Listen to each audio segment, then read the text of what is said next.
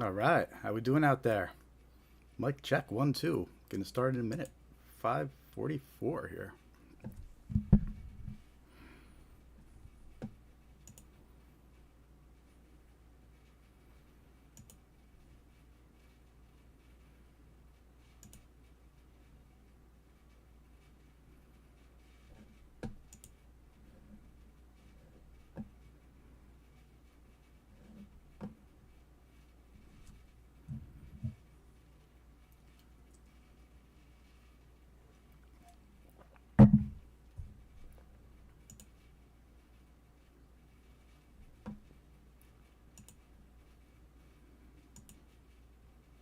Hey Dave, good to see you.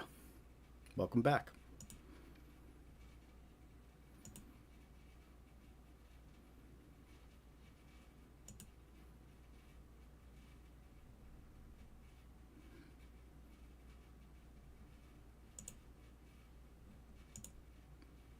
All right, 5:45.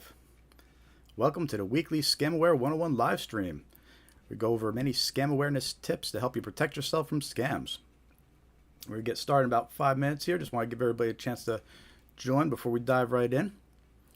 But while we're waiting, if you could hit that thumbs up button, give us a like, and help us spread awareness. We'll see if we get some more people in the live stream, and say hello in the chat. Let me know you're here. Let me know you're watching. I already see Dave Cruz over in one of the chats. Good to see you, as always.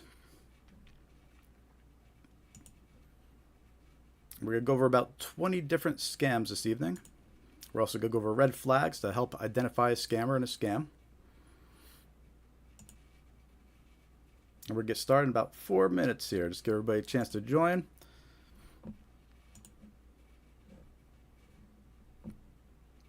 My name is Jared with Scamware 101. We do this weekly live stream just to spread awareness of scams. Because it's a problem. There's a lot of scammers out there. And it's only getting worse. They're using AI. They're using the latest technology.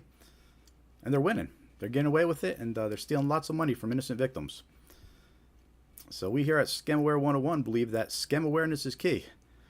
You know, an ounce of prevention is worth a pound of cure when it comes to scam awareness. So we want to spread the word about these scams and let you know what common scams are circulating, some of the common narratives they use. We're going to show you some examples of text messages and emails, and we're going to play some recordings of some scammer phone calls. All good stuff coming up for you on this live stream here. We've got 3 more minutes, and we're going to start diving into some examples. But again, in the meantime, hit that thumbs up, give us a like, say hi in the chat. Let us know you're here. Let us know you're watching.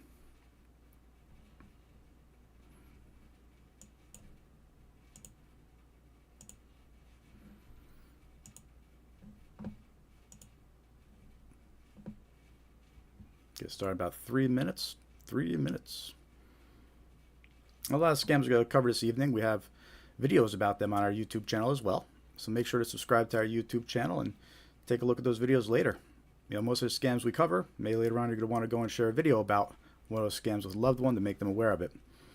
So make sure to subscribe and hit that like button too. You know, it helps the likes and the subscribers. It helps spread awareness about our scams. Helps spread awareness about the content we're providing here, and that's the goal. It takes a village. 2 minutes, we're going to start diving into some examples here. 2 minutes to go. In the meantime, you go to scamaware101.com and you can join our free mailing list here. Just go to scamaware101.com and hit join mailing list. And we'll send you reminders when we're having these live streams, and we'll send you some useful scam awareness tips. And of course, you could unsubscribe at any time.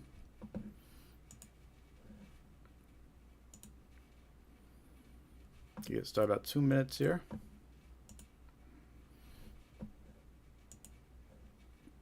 Okay, go over all different types of scams this evening. We're going over text message scams, email scams, phone call scams. And of course, the red flags of how to identify them and protect yourself. We got 2 live streams going, a vertical live stream and a widescreen live stream, depending which view you prefer.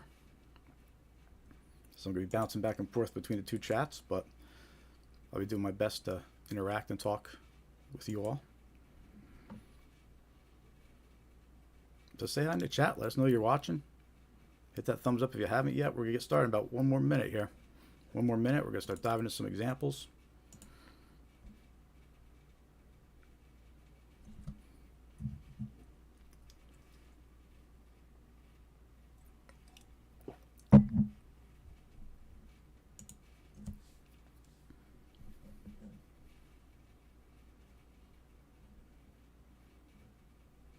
One more minute.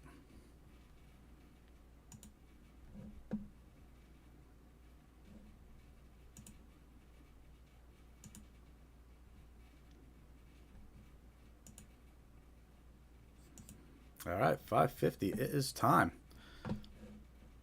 Welcome to the Scamaware 101 weekly live stream. We focus on scam awareness topics.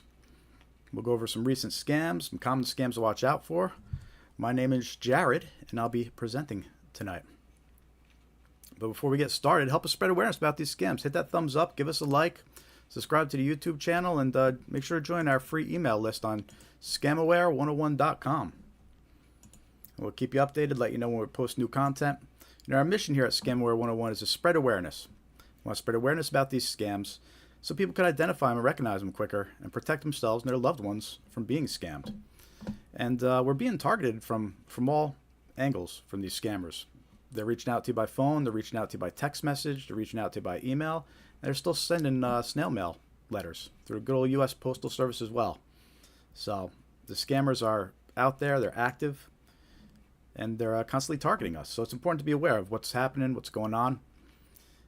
And that's what we try to do over here at Scamware 101. And we believe that showing you examples of these scams, going over the narratives that the scammers use, it'll help you better identify them when you're the target. And that's what we intend to do on this live stream. We usually go for about 3 hours, sometimes more. Depends how much coffee I drink. And we're going to cover about 20 different types of common scams that are circulating right now and that you need to watch out for. Make sure to say hi in the chat. We want to hear your experience. Let us know what scams you're running into, which ones you're being targeted with, which ones your friends are being targeted with. If you've ever been scammed, tell us your story. Or if you know someone that's been scammed, tell us their story as well. It's about community here. We need to all be aware and spread what we know and help the community. And with that said, let's get started with some common scams that are circulating now to watch out for. The first one we're going to start with is going to be an arrest warrant scam.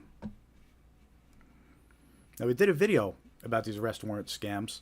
Sometimes they're known as jury duty scams. And we did a video about this a couple months ago, so make sure to check it out later on our YouTube channel. But basically, an arrest warrant scam is when a victim is contacted by a scammer impersonating law enforcement. The scammer claims an arrest warrant was issued and fines must be paid to resolve it. The scammer then threatens the victim with arrest if fines aren't paid immediately. Right, so the scammer is impersonating law enforcement, and in a lot of the reports that we've seen, they're impersonating the sheriff's office. And when they call the victim, the sheriff's phone number will actually show on the caller ID. And that's something to keep in mind. That's something we're going to mention a lot on this live stream, and it's definitely an important bit of detail to take away with you from this live stream tonight, is that scammers can manipulate what the caller ID shows. Right, that means that when they're calling you impersonating the bank, they can show the bank's phone number on caller ID. When they're calling you impersonating law enforcement or the sheriff's office, they could show law enforcement and the sheriff's office phone number on caller ID. And we know that's being done in these cases with these arrest warrant scams. The scammers are calling victims over the phone. They're impersonating the sheriff's office. The victim is seeing the sheriff's office phone number on the caller ID, so they believe they're actually talking to the sheriff's office. And they're getting threatened with arrest if they don't pay immediately. And these scammers, they can be pretty scary. When they get this person on the phone, they'll tell them, you got to pay right now, otherwise we're sending a deputy down there to arrest you right away. And that could be scary to a lot of people. So that's an arrest warrant scam. They're going to reach out. In most cases, they're reaching out over the phone. And another detail is they're providing fake paperwork. They're trying to seem more convincing. That's been reported as well. So in the video we did about these arrest warrant scams, we show some clips from different news organizations where the sheriff's making an announcement, And they mention these things. They mention that the phone number might show the sheriff's office. They mention that they might have, the scammer might offer paperwork, to make their story seem real. There are tactics that the scammers are using, and it's important to be aware of them. A lot of times they'll say an arrest warrant was issued because you missed jury duty. And that's why a lot of times these kind of get referred to as jury duty scams as well as arrest warrant scams. So here's some takeaways about arrest warrant scams to keep in mind. Always remember, scammers can manipulate the phone number shown on caller ID. Just because the caller ID says it's someone, that doesn't mean it is. You need to verify in a different way. You'll hang up and call the organization directly. Scammers are known to provide fake paperwork to convince victims of an arrest warrant. So keep that in mind too. If you're just getting an unsolicited phone call of somebody claiming there's an arrest warrant for you and you got to pay, it's a red flag. Even if they say they have paperwork for you, it's a red flag. In fact, that's a red flag when you get any call demanding payment from you immediately. That's what scammers do. They try to scare you. And we're going to talk about a lot of those different types of scams on this live stream. And fear is a tactic that the scammers use. If you get a phone call claiming a warrant was issued for your arrest, here's what you do. Right? If you're actually concerned and you think there is a warrant for your arrest, ask for the name of the organization that issued the warrant. Hang up the call and then call the organization directly. All right? Do not engage with the scammer who contacted you. And unfortunately, you have to do that a lot. And when you get a phone call, an unsolicited phone call from someone, whether claiming to be from the bank or claiming to be from the power company or claiming to be from law enforcement, you have to hang up and call back directly, right? Go look up the actual number of who they claim they are and call it directly. You can't just trust incoming phone calls anymore, even if they know things about you, because scammers know a lot about us. So anyway, that's the first scam that you need to be aware of that we talked about so far this evening, is arrest warrant scam, otherwise known as a jury duty scam. Right? The scammer calls a victim, tell them there's an arrest warrant, threatens them with arrest if they don't pay immediately over the phone. It's all fake. And there's actually been a lot of warnings about these coming out of the law enforcement and sheriff's offices.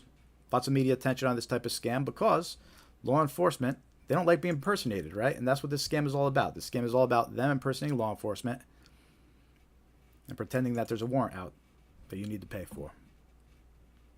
So, let your loved ones know. Let your friends know. Don't trust unsolicited phone calls saying there's an arrest warrant. And that's the first scam of the evening that we're kicking it off with. We got about 18 or 19 more to go. It's going to be a nice, educational, informative evening. And if you stick around, hopefully we'll go over something new. You'll learn something. Or at least be reminded about something that you can share with your friends or warn your friends about too. The repetition is important, especially when it comes to these type of scams and their tactics. You're going to hear me repeat certain things a lot this evening. Like that phone caller ID being manipulated by scammers, right? That's an important detail. That's one of those details where you hear a victim's story, and if they had only realized that scammers can manipulate the caller ID, it might have been enough for them to be more suspicious, but they didn't realize it. So let's talk about our next scam. And by the way, if you're just joining in, hit that thumbs up, give us a like, say hi in the chat, let us know you're watching.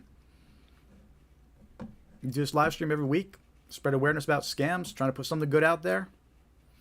And the more engagement we get, the more our content will spread, right? The more likes, the more chat, the more subscribers. So help us out, help us spread awareness. You could also join our free email list on scamaware101.com. We get join mailing list. And some of you may notice something new on the screen this week. That nice little QR code that goes to scamaware101.com/donate. So there we have it. Now, if anybody wants to help out financially, help support the mission, throw us a couple bucks, we appreciate it. Now it's nice and easy. You got the QR code there and the URL too. If you don't want to scan the QR code, you go right to scamaware101.com/donate. Anything helps. Let's talk about our next scam. Bank impersonation scams. So this scam is extremely common right now. It's probably going to stay common forever. And it's when a scammer impersonates a bank. They usually claim there's suspicious activity under a victim's account. They'll reach out to the victim by phone a lot of times, but they also target victims by text message. There's also plenty of phishing emails that impersonate the bank. So it's important to always be suspicious of any unsolicited communication that claims to be from your bank. And yeah, the caller ID will show the bank's phone number. We know that's happening right now. And victims are often tricked into withdrawing their money because they don't think it's safe anymore. The scammer tells them that there's suspicious activity, someone's in your account, and you need to move your money. And the victim thinks that they're talking to the bank. A lot of times the victim thinks they're talking to the bank is because the caller ID will show the bank's phone number. That's just another example of why you can't trust the caller ID. And that's an important detail to remember and spread and let people know about. So let's talk some more about these bank impersonation scams. I have some examples to show you. So first example here is a text message that's impersonating TD Bank. It's actually from a scammer. And there's a story that goes along with this text message. The person who submitted this example to us, they actually got a phone call right before receiving this text message. And the phone call had the bank's phone number, had TD Bank's phone number on the caller ID. But they didn't answer the phone. Right? So they don't answer the phone, and immediately after, they get a text message. And the text message says, verified TD Bank card activity. Did you attempt a transaction for $250 at Walgreens? Reply yes if recognized or no if not. But this is a scam. This is a fake text message. It's not really from the bank. This is from a scammer. And they're trying to lure in new victims. In a lot of cases, the scammer might know what bank you use. Because unfortunately, scammers do have a lot of information about us. So the scammer may have known that this person uses TD Bank. And let me show you some red flags about how you could tell that this text message is actually from a scammer and not from the bank. So one of the first giveaways is that it doesn't specify what card the activity was on. If this had been a real notification from the bank, it would have indicated, it would have said like the last 4 digits of the card or account. It would have had some kind of indication which account they were talking about, right? So that's red flag number 1. Red flag number 2 is the message came from the actual phone number. If this had been from the bank, it would have came from one of those short code phone numbers. You know how you get those text messages sometimes, like verify codes and things like that, right? A lot of times they'll come from a 5-digit code instead of a phone number. It just comes from a 5-digit short number. And if this had been from your bank, it would have been from a short 5-digit code. So that was red flag number 2.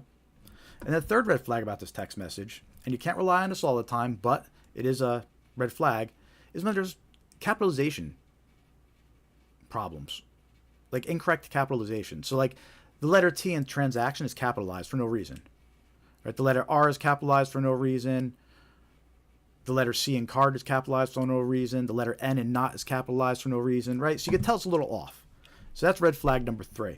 Unfortunately, red flag number 3, you're not going to really be able to count on that often because now scammers are using AI, which means their text messages are reading more professionally, right? Their phone calls sound more professional, so you can't really rely on that anymore. But when it's there, it's there. And in this case, we do see the capitalization errors. So those were 3 kind of indicators of how this text message was a scam and not real. Now, what would have happened if you replied? Well, if you had replied, eventually the scammer would have tried to get you on the phone. They would have told you something like your account's been turned off and now they have to provide information, reactivate it. But it's going to end up in them trying to get access to your bank or trying to convince you to move funds out of your bank. So watch out for these bank impersonation scams. And again, a phone call came in right before this text message was received. So they're targeting victims by phone. They're targeting victims by text message.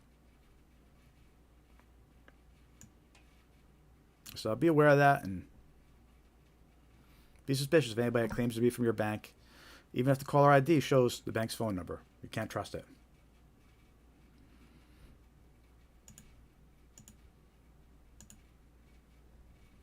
All right, so that's a second type of scam we talked about this evening. I see some more viewers joining. Great to see you. Some new faces. Hit that thumbs up. Give us a like. help us spread awareness. We're going to be going over about 20 different types of scams this evening. We're going to be going over some red flags to identify scams. We have 2 live streams going right now, a vertical one and a widescreen one, so I'm hopping back and forth between both chats, but I am taking a look and I'm going to try to answer everybody. It might be a little slow since I'm jumping back and forth and doing the presenting here. But again, my name is Jared with Scamware 101. We do this live stream every week, spread awareness about common scams to help you protect yourself, protect your loved ones. You can join our free mailing list on scamaware101.com. You can click join mailing list. And you can also subscribe to our YouTube channel. We do release videos. We try to release them regularly about new scams. And, yeah, a lot of scams we'll be talking about this evening we actually have videos about as well. So we can go check them out later on, share them with a loved one. So hit that like button. Give us a like. Say hi in the chat. Share your experiences with us. See, looking at chat right now, I see some people talking. See, John mentions he's been getting a lot of these fake bank impersonation scams. Yeah, it's a popular scam right now. You know, and then a scammer they get direct access to your bank. They let them in. It's like no beating around the bush. They don't even have to make up a story. You already think they're from the bank, and the victim lets them right in. You know.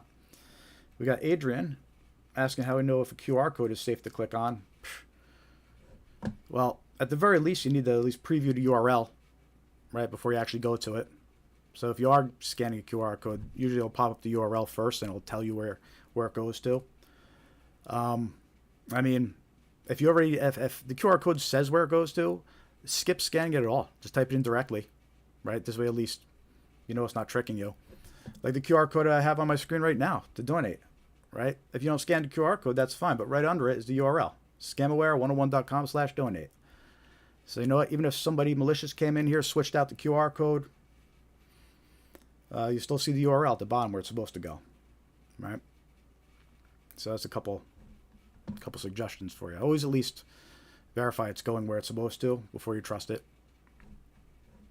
And bypass it completely if it's an option. If you know where it's supposed to go to, just bypass it completely and go there directly. So, don't know if you're still in the chat, Adrian, but hope that answers your question. And welcome to the live stream. It's your first time joining. All right, cool.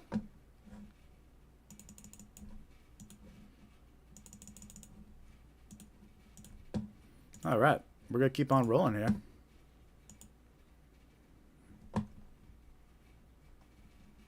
Next scam we're going to talk about is tech support scams. This one's been around for a while, but it's been around for a while because it works. People are falling for it, and the scammers are making money from it. So it's been around for a while. So how these tech support scams work is they trick a victim into calling a fake tech support number. Right? Usually it starts with a fake virus alert or fake virus pop-up that says to call a number for help. So the victim thinks that they're calling tech support. They think they have a virus on their computer or something's wrong, and they think they're getting help from a legit support company. But what they don't realize is they're actually calling a scammer. And that's known as a tech support scam. And we have a bunch of examples of this scam to share with you this evening. We also did a video about this as well. So any examples that we share with you tonight are in that video. But let's dive into some examples of how these tech support scams might start. And that's with a fake virus alert. And the first couple examples I'm going to show you, very generic, basic alerts. And I'm going to show you some more convincing ones after this. All right, so in this first example, just to get an idea, is you know, the victim's browsing the internet, minding their own business, and they get a pop-up that looks like this. Right, big scary red letters, warning, 5 viruses detected. Our latest scan has detected 5 viruses and tracking cookies that may steal your personal info.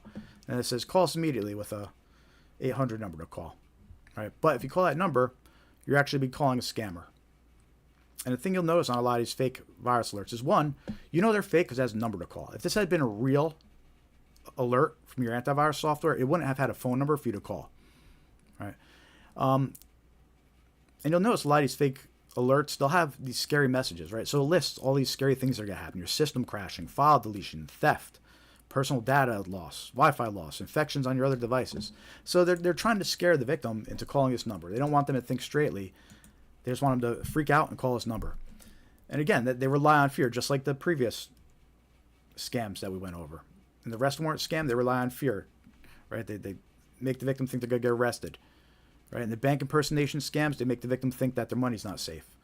Right? Someone's going to get access to your money. Someone's got your identity. Right? And now here we are in the tech support scams. They're making the victim think that their PC's infected. They got to call this number immediately. They're trying to provoke them into an immediate action with fear. Right? That's the first example. He gives a second example. And these first three generic examples, they're going to look the same. Big red letters, warning, a list of scary things that could happen, data exposed, your credit card, your email passwords, your Facebook, your private photos. And it has a number to call immediately. But again, you call that number, you're going to be connected to a scammer, and they impersonate tech support. And that's what a tech support scam is. Here's a third generic example. And these fake pop-ups, they just come from websites. On this example, you can actually see an address bar up at the top. So you can see it's loading from a website. It's just a web page that looks like that's designed to look like a virus alert. But same deal with this example. Big scary red letters, right? Warning, your computer's infected. Call tech support now. It has a number to call, but we're actually calling a scammer. And something to keep in mind about these tech support scams is, we're not talking about like these individual scammers that are sitting alone and doing these scams by themselves. There's call centers full of scammers that are there. They work there during the day. It's their job. And they sit there and they answer phone calls and they impersonate tech support. It's their job to scam people calling these phone numbers. So this scam is very popular, and there's a bunch of scammers on the other end waiting to take your call, to take the victim's call. And how it works is they trick the victim into thinking there's a virus, use a fake virus alert. Sometimes they'll trick them with an email that says there's an issue in the call, but a lot of times there's a fake virus alert pop up. Let me show you some more convincing examples of those virus alerts. Here's one that impersonates McAfee. And this one's much more believable. It's got McAfee's logo. It's got their colors. Your computer is infected with a Trojan. It says, call McAfee helpline.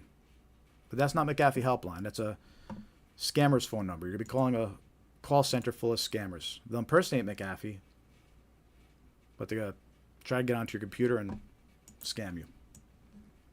Another example, Norton by Symantec. Threats detected. Call support. If you call a number, you'll be connected to a scammer. Impersonates tech support. All right, system critically infected. If you're not able to click on this button immediately, contact support toll free. And again, the giveaway is it even has a phone number. Real virus alerts won't have a phone number to call. Something I thought was funny about this warning is when you click the go buttons, nothing happens. But that's by design, because then it says, if you are not able to click this button, contact support, and it's got the phone number. So that's just another way they're trying to trick the victim into calling this fake support number. And here's one impersonating Windows Defender. It's got the Microsoft logo, the list of scary things that are been compromised, email credentials, banking passwords, and they say contact Windows support at, but that's not Windows support's phone number. It's a scammer. And here's one more that impersonates Windows Defender, another example of a fake virus alert. This leads to a tech support scam. Access, this PC has been blocked for security reasons. Contact Windows support. And again, it's got the Microsoft logo there. If you call, you'll be connected to a scammer. And one of the things to keep in mind about these tech support scams is everybody's vulnerable to these, meaning it doesn't matter what type of device you're on. Whether you're on a Windows PC, an Apple device, you could be on your iPhone, right? Anything that browses the internet could get these fake virus alert pop-ups. Some people think that because they use an Apple device or a Mac device, they're more secure, more safe, but that's not true. And here's some examples of that. Here's a fake virus alert that targets Safari users.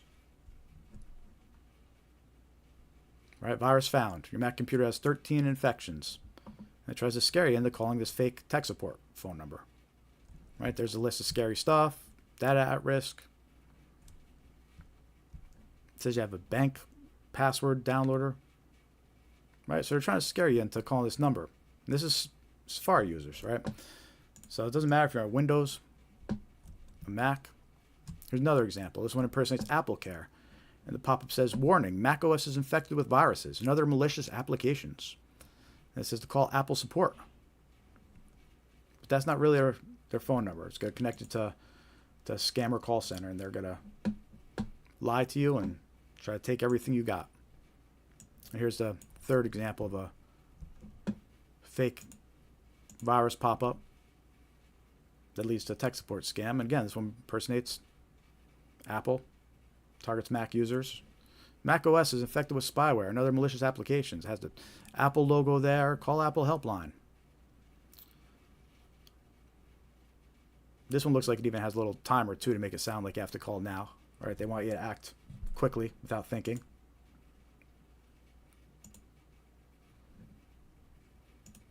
So watch out for these tech support scams. A lot of older folks fall for these.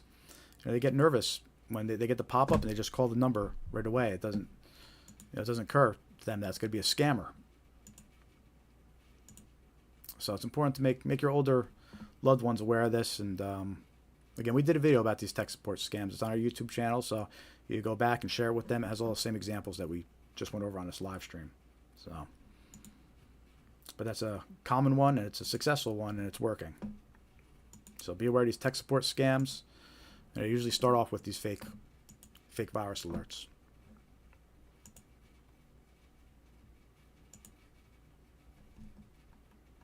How we doing out there? Say hi in the chat. Let us know you're here. Give us a thumbs up. The more likes we get, the more YouTube will spread our content to new viewers, and that's the plan. Spreading awareness, getting our content out there. Hit that thumbs up. Say hi in the chat. Let us know you're watching. We're going to keep going here. We go for about 3 hours. We're only half an hour in. So we got a lot more scams to go over this evening. Lots of good examples coming up for you.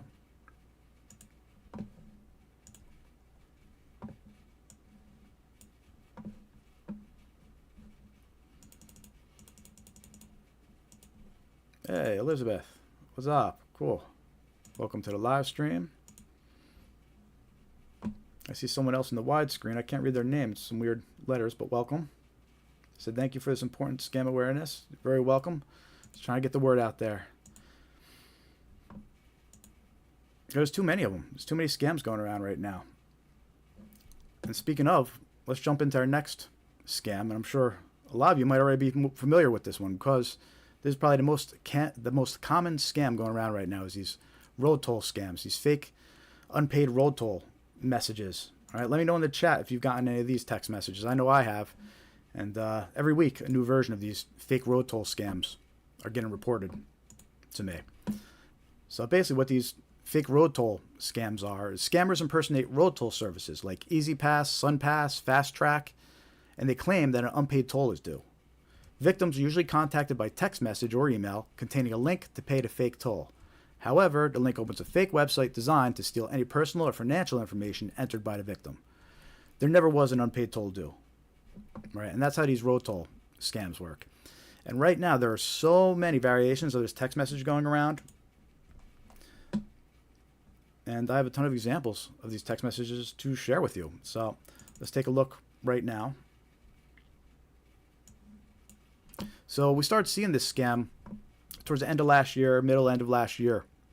But it's evolved ever since. And we released a video towards the end of last year. And these are examples that it had in it. They can see on my screen. These are the type of text messages everybody was getting. California toll services. Our records indicate that your vehicle has an unpaid toll invoice. To avoid additional charges of $64.90, please sell your balance of $6.49. And then it has a link to a fake website to pay the fake toll. But you see all sorts of examples here. North Carolina toll services, Illinois toll services, Ohio toll services, Virginia toll services, your recent trip through New Jersey toll point, Pennsylvania Turnpike toll services, New York toll services, Florida SunPass. And all of these text messages had fake websites in them that they try to sound legit, but they're all fake websites. And this is how the original versions of the scam used to work. But then we started seeing it evolve. And we started seeing it impersonate Easy Drive, Massachusetts.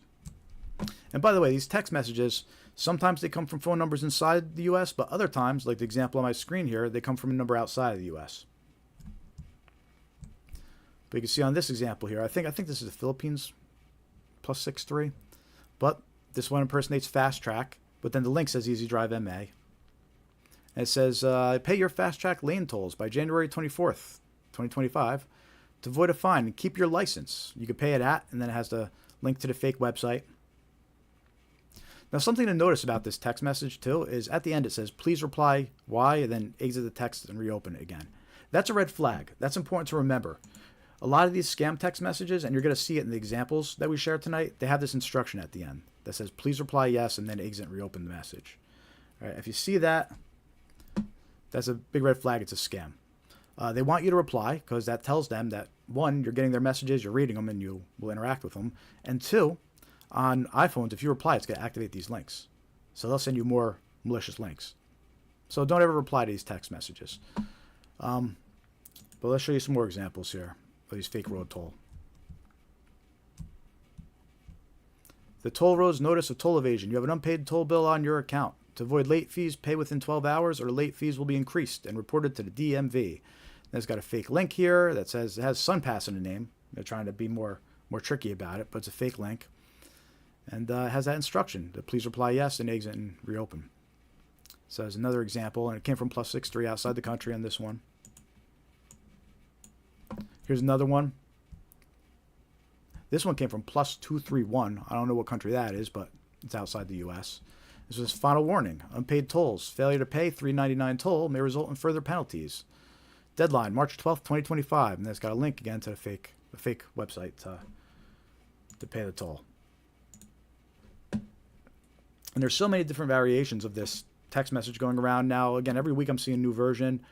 A couple weeks ago, somebody gave me this example. She got a text message and it had a document attached. And the document said toll violation notice. As you can see on my screen, this was a document that's attached. So they're sending out file attachments too. PDFs trying to get people to these fake toll websites. And they use fear. They use fear, right? Look, here's the list. Additional fines and administration fees, suspension or revocation of vehicle registration, referral to collections, which may affect your credit, potential civil or legal procedures, right? So fear, there it is again. They're using fear just like they did in the last 3 scams went over. And these are all part of the unpaid toll scam that's going around. So what happens if you click on one of these links? Well, they'll take it to a website that it'll look pretty legit. So this example is Washington State's Good to Go toll service. They get the text. It says they missed a toll. They need to pay Good to Go. And it takes them to this fake website. But the website looks legit, right? It's got the logo. It's got the color theme. You click payment. It'll take it to a page that also looks legit. Put in your credit card details. But if you do, anything you enter will get stolen by the scammer. So you need to watch out for these fake websites too. I mean, the scammers make them. They'll make them look legit.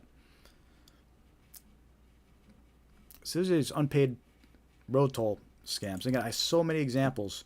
I could probably spend the next 20 minutes showing you even more examples of this. And it's been a big issue. Here's a warning from North Carolina Quick Pass, where they're showing examples of what a real text message would look like and a fake one would look like. So all these toll agencies are getting in on it. The text message, they've impersonated SunPass, Peach Pass, Quick Pass, Good to Go, Easy Pass, North Texas Tollway, Drive Easy Maryland, Fast Track, and they've impersonated even more since I made this graphic. They started impersonating the DMV. They're sending out text messages claiming to be the DMV.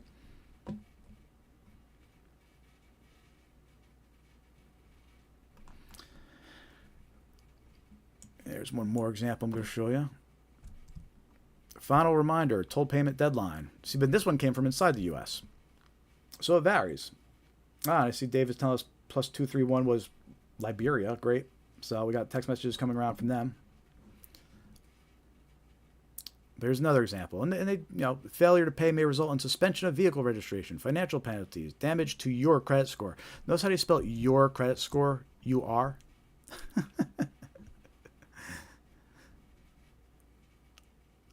Yeah, I'm pretty sure they're not sending out real text messages using UR and shorthand.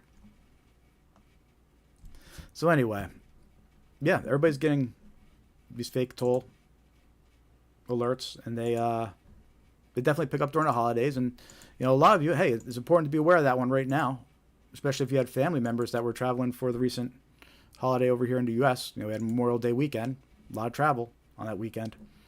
So I'm sure people are getting hit with this text message thinking maybe they missed a road toll. So be aware of it. Make sure your family and friends are aware of this, especially if they're traveling over the weekend. Maybe you saw them for the holiday weekend. That's a road toll scam. All right, cool. See some more people in live stream. Awesome. Hi, Annie. Welcome. Newbie here. Awesome. Thanks for attending. We do this live stream every week. We post videos on YouTube. Hit that thumbs up. Subscribe. Always appreciate the new viewers. You can also join our free email list. It's on scamaware101.com. You click join mailing list. We'll send you some scam awareness tips, some reminders when we're going live. We won't spam you too much, I promise. You could always unsubscribe.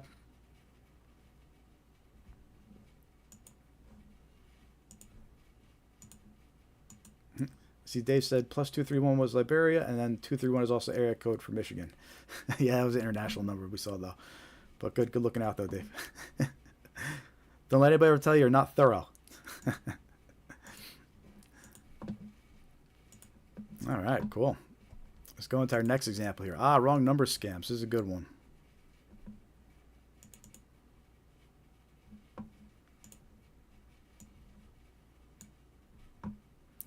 Wrong number scams. We did a video about wrong number scams a few months ago now, and it went viral. It's one of our only videos that went viral so far, but it got over 98,000 views. It's getting close. It's going to crack 100,000 eventually, which would be amazing. But yeah, this video got a lot of views, and check it out later. But we're going to go over some of the examples now. We're going to explain exactly what a wrong number scam is. And basically, if you've ever wondered why you get so many wrong number text messages that seem to be random, it's because it's a scam, right? Scammers use the wrong number scam. They use it as a way to reach new victims by sending text messages to random phone numbers. When someone replies, wrong number, the scammer attempts to continue the conversation and build trust with the victim. As trust is gained, this type of scam evolves into a romance or pig butchering scam that ultimately steals money from the trusting victim. So what these wrong number scams are is they're targeting all random phone numbers, and they're hoping that somebody's going to reply back. And what's tricky about them is they could start in any kind of way. They could start with a text message like, "Excuse me, is this Emma?" Or, "Hey Anna, I'm Josie."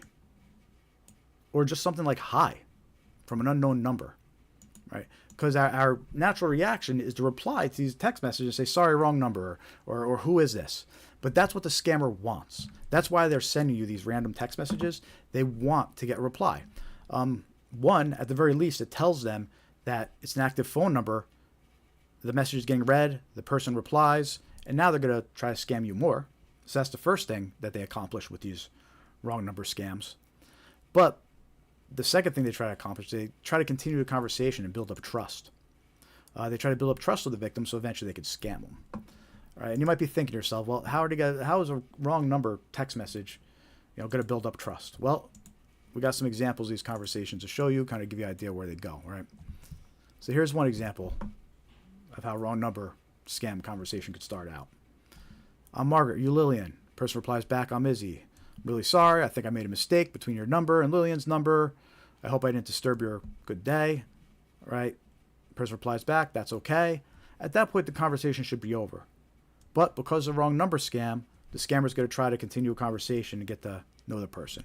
So you can see the scammer replies back, "Thank you for your understanding and patience. You're a kind person. I hope you have a good day today. I'm 36 years old. Would you mind telling me your age?" All right. They always end up starting to ask questions. They're going to ask your age. They're going to ask your location. They're going to ask your name. And in this example, they start off with asking your age. Once they have that information, then they're going to decide the type of scam to proceed with. All right, so here's another example of how a wrong number scam conversation might start out. "Have a cup of coffee together sometime." Right? Person gets this randomly. And they reply back, "Who is this?" Normal reply. Well, that's what the scammer wanted. They reply back, "Oh, this isn't my friend Lauren. Yeah, replies back. Yeah, wrong number. At this point, it should stop, right? It's been acknowledged as a wrong number. There shouldn't be a conversation anymore, right? But the scammer replies back and continues. I'm sorry. I thought this was Laura's number. I think I dialed the wrong number or area code. I hope I'm not bothering you, right? Victim replies back. You're good. Have a great day. Okay. At that point, again, conversation should end, but the scammer wants to keep it going. Thank you for your kindness to my situation. I just realized that I entered the wrong area code. Where are you from? Right? So now they're asking where you're from. Remember, last one started off asking your age. This one's asking where you're from. And it's a giveaway. It's a dead giveaway once they keep trying to get the conversation going. But I don't answer any text messages that are from numbers I don't know. I recommend you do the same. Let me show you some more examples. This is one that came to me, and we purposely kept the conversation going for a little bit to show you as an example. So we get the text message, completely random text message from unknown phone number, says hi, right? We replied back like any other person would. Hi, who's this? Okay, that's what the scammer wants you to do. Don't do it, but we did it so you don't have to. The scammer replies back, I'm Karina. Are you David? We met last week at Linda's party. You picked my number. They'll give you some fake story, right? Hi, sorry, you have the wrong number. Just reply back like anybody would. Okay. But because this is a wrong number scam, they're going to keep the conversation going. They're going to reply back, oh my gosh, I checked and found out I entered the wrong area code. I hope this doesn't bother you. They'll reply back, that's okay, no problem. Again, conversation should have stopped, should have ended at this point. Right? But it keeps going. They say, thank you very much. You're a very friendly and polite person. I hope we could be friends. Nice to meet you. My name is Karina. What can I call you? Right, so now they're asking your name. And when they ask your name, then they can probably tell what sex you are, and they'll start determining what scam to run on you. We replied Pat, because Pat could be a guy or a girl, right? And the scammer replies back, you have a beautiful name. I'm from Malaysia, currently living in Los Angeles. Where do you live? Right? And then at that point, we cut off the conversation. We had enough to show you. But in this example, they asked where you lived. Right? So last one asked your name. Right? The one before that asked your age. This one asked where you live. And those are the common questions they're going to ask you as they determine which scam to run. I got another example of these wrong number scams to share with you. They'll include a picture. They'll include a picture with a text message. And here's an example of one that they did. This is what text message I got. All right, so, hi, Byron, I'm Jane. And they attach a picture. And so that message comes at 1:58 p.m. I don't reply. I know it's a scam. I'm not going to reply. Right? And 4 hours on the dot, I get a follow-up text message. Have you gotten the pictures I sent? So that's important to be aware of, right? Not only are they're sending pictures out, trying to entice whoever to reply, but this is all automated. This is a bot. I mentioned earlier that the video we did on this scam got 98,000 views. Well, it also got a lot of comments. And this example was in that video. And a lot of the comments we got was, there was quite a few people confirming they received the exact same message with the exact same picture. Right? So these scammers, they're just hitting everybody over and over again with these same text messages. And to them, it's a numbers game. Someone's going to reply. And then once they reply, they're going to try to continue the conversation. Right? And they'll try to lure victims in with a picture.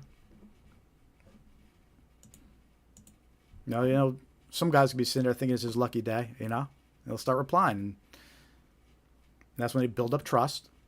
They'll ask them to continue the conversation on WhatsApp. That's eventually going to happen. We're going to talk about that and red flags that we go over. But let me know, you guys get wrong number text messages like these? You ever wonder why you get so many wrong number text messages? There you go. That's why. And look, the best advice is don't even reply.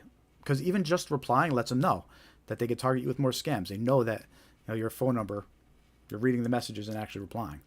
So don't even reply to these. I don't reply to any wrong number messages. If it's important, they'll keep on calling, or they'll eventually tell me who they are, but I'm not going to reply or answer anything, any unknown numbers, any unsolicited messages. I don't care, what kind of picture you attach to it. So I suggest, that's the official recommendation from Scamware 101. Don't reply to these text messages. Don't reply to these scammers. Yep, I'm seeing a few people in the chat. Yeah, confirming. Yep. Yep, wrong numbers, lots of tolls. Yep, Annie. Yep. These are probably the two most common types of text message scams circulate right now. It's the wrong number in the tolls. Depending on the time of year, you'll get the undeliverable package scams. And we're going to talk about those a little later on, but those pick up more during the holidays. So, yeah. So there's a bunch of examples of wrong number scams. Now, again, the wrong number scam is the way that it starts. It's the way that they pull into new victims, and then it evolves into a different type of scam. It evolves into a romance scam or a pig butchering scam. But the wrong number scam portion is the way that they pull a new victim in. All right, I see some more viewers. Say hi in the chat. Let us know you're watching. Hit that thumbs up. Make sure to subscribe to the YouTube channel. We do this live stream every week, Thursday, 5:45 p.m. Eastern Time, and our goal is just to spread awareness of these scams. You know, awareness is key to avoiding becoming a victim. It's how you can protect yourself, protect your loved ones from these scams. And we cover about 20 of different types of scams that we cover on our live stream. And we're only about 5 or so in right now. So we still got a ways to go. We're going to be going for at least another 2 hours. So hit that like button. Let us know in the chat you're watching and share experience. Let us know what scams you're being targeted with or any of the scams we talk about. If you're receiving scams like these and the text messages like these. And, you know, share your horror stories. You know, if you know someone who's gotten scammed or, unfortunately, a family member that got scammed, let us know. Share your stories and help others learn from the mistake, right? We're going to be going over red flags in a little bit. And the red flags we learn from the victim's stories. You know, they share their stories, and there's these little red flags, little details. So if they were aware of them, it would have been enough to protect themselves or to end the scam before they lost any money. But unfortunately, a lot of times they find out and it's too late, right? So we're going to talk about red flags next. We're actually around schedule. We have 6:40. So, hey, since you're just joining us, hit that thumbs up, give us a like, hit subscribe, and you can join our free email list on scamaware101.com. Go to the website, hit join mailing list. We won't send you junk mail. We won't sell your info. You know, it's just the most convenient way to send you an update, let you know when new content's available, remind you when we're going live, things like that. We'll send you some scam awareness tips. You know, we just sent out a mailing this holiday weekend, just reminding everybody, watch out for those road toll scams that we just talked over, just discussed. All right. So it's all good stuff. We don't abuse having your email address. You could unsubscribe at any time. But yeah, scamaware101.com, hit join mailing list, and we'll keep you in the loop and keep you engaged, right? Learn about these scams, protect yourself. So the next portion of this live stream, we're going to talk about red flags. Let me get those slides ready right now. Hey, I'm seeing a bunch of viewers. Say hi in the chat. Let us know you're watching. Hit that thumbs up. Nah, Andy, please. I'm trying to get more people talking in the chat. Maybe if you keep talking, we'll get some more people talking. I see you. I'm replying. All right, see the undeliverable package, right? Yep, the undeliverable package scan. That one picks up a lot during the holidays. We're going to be going over that. I actually have some email and text message examples for you because there's actually 2 versions of that scam. So we got that one coming up in a little bit too.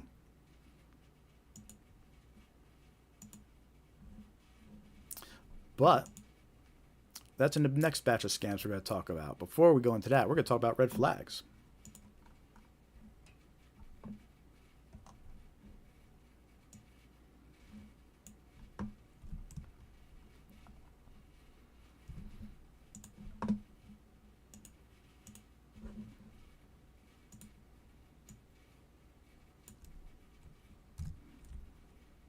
All right. So we got 5 common red flags to go over with you. If you encounter any of these red flags, it's a strong indicator that you're dealing with a scammer. Definitely keep these red flags in mind. If you hear somebody sharing their story with you and they mention one of these red flags, you know, make them aware of it. You know, we got these 5 red flags, and they seem to be the most common that occur when we hear a victim's story. And when they share their stories, a lot of times they ran into these red flags that we're about ready to mention. And really our goal here is to spread awareness of these red flags. So if you encounter them, you know right away that you're being scammed. If your family mentions it, you know right away. You can warn them about them being scammed. And we did a video about these 5 red flags as well. So later on, if you want to go share our 5 red flag video with a loved one to warn them, we have all the same slides that we're going to go about right now in that video too. So let's start off with these red flags, and as we go through them, let me know in the chat if you've encountered them. Confirm that you've seen them in the scams. Let me know. Let us know, and help us warn the community. Hit that thumbs up if you haven't yet. So let's get into it. Red flag number 1. I mentioned this briefly when we were talking about wrong number scams. They direct you to a third-party chat app like Telegram or WhatsApp to continue the conversation. Right? So scammers love third-party chat apps. It's easier for them to communicate with victims in other countries, and it offers more anonymity for the scammer to hide behind. So often they'll use more traditional methods to reach new victims, like a wrong number text message or a phone call or an email. But once communication is initiated and they're starting to build up trust with the victim, they'll redirect them to a third-party chat app like WhatsApp or Telegram. And that's the red flag. Right? If you're talking to some stranger on the internet, they're trying to get you onto WhatsApp, something fishy is going on. And some examples of scams where it's actually part of the playbook to direct their victims to a third-party chat app like Telegram or WhatsApp, and romance scams. Right? The scammers, they'll create fake dating profiles to lure in new victims. Then, once they have the matches on the website, they'll direct their victims to continue talking on WhatsApp. So that's a red flag. Right? They're directing you to talk on WhatsApp. Wrong number scams that we just mentioned. We showed you some examples of those text messages. The next step in those examples would be for the scammer to ask the victim to continue talking on WhatsApp. Because eventually they want to lure the victim onto WhatsApp. It's easier for them to communicate. It's easier for them to hide who they are. Right? They could send pictures. They could send videos. They could be more engaged with their victim and build trust easier. So they definitely want to direct their victims to WhatsApp and Telegram. Another example is investment scams. A lot of times they'll direct the victim to a Telegram or WhatsApp group that has other people in it. But they could be bots. Right? On Telegram, it'll be a group full of bots. And they make it appear like there's interest in this fake investment. So, but that's the red flag. Red flag number 1, they direct you to continue conversation on Telegram or WhatsApp.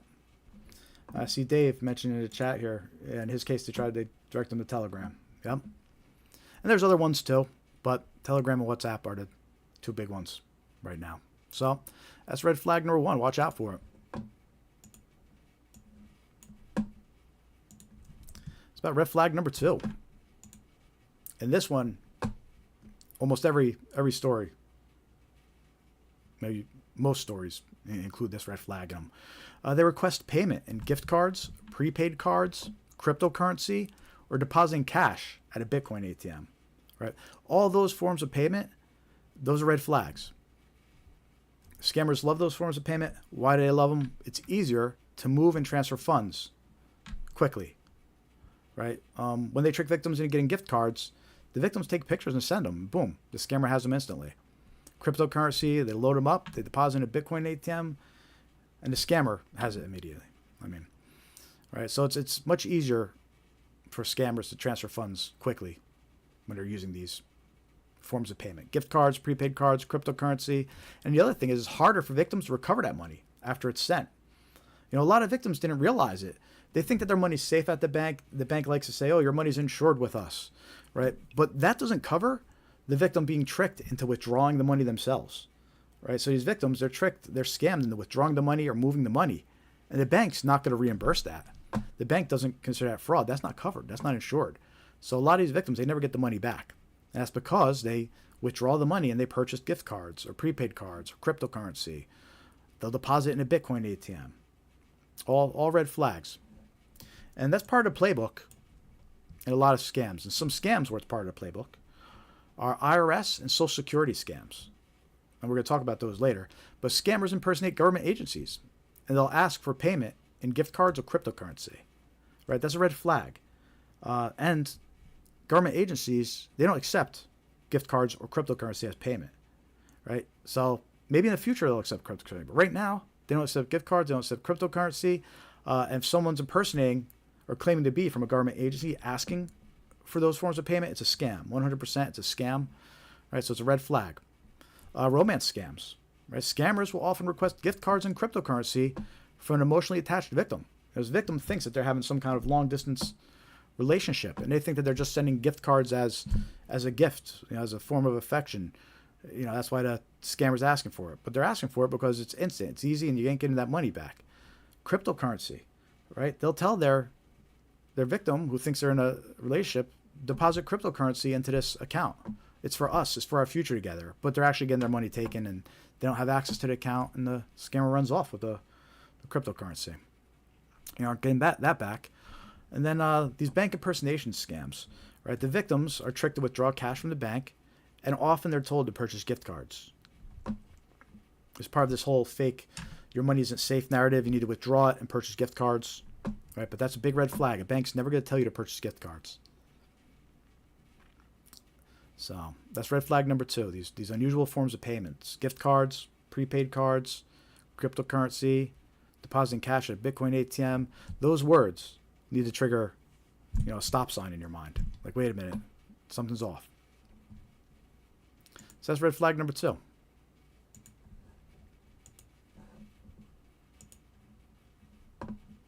I agree with you, Annie. They target the elderly.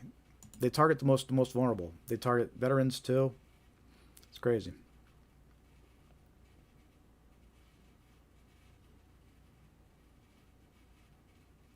Wow. And Liz says someone called their loved one, told them they had a warrant out for their arrest, made the person pull over and give a VIN number. Yeesh. I hope that turned out okay for them.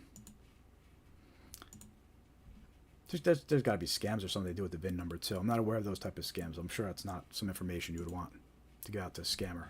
Maybe I'll add that to the list of things to look up: VIN number scams. All right, let's keep on going with red flags here. And by the way, if you just joined the live stream, hit that thumbs up, give us a like, help us spread awareness about these scams. Do this live stream every week.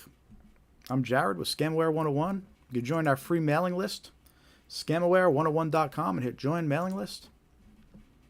And subscribe to our YouTube channel. Check some of our videos out later. And, before we go on red flag number 3, I haven't mentioned it yet. Also, you can follow us on social media. Take a minute and follow us on your favorite social media platforms. We have links to each right on our homepage here, but we're Scamaware101 on all of them, right? So you find us on Facebook.com/Scamaware101, Threads.net/@Scamaware101, Instagram.com/Scamaware101. We're on X and Blue Sky too. So take a minute, give us a quick follow on any of those. We're trying to build up our Facebook followers.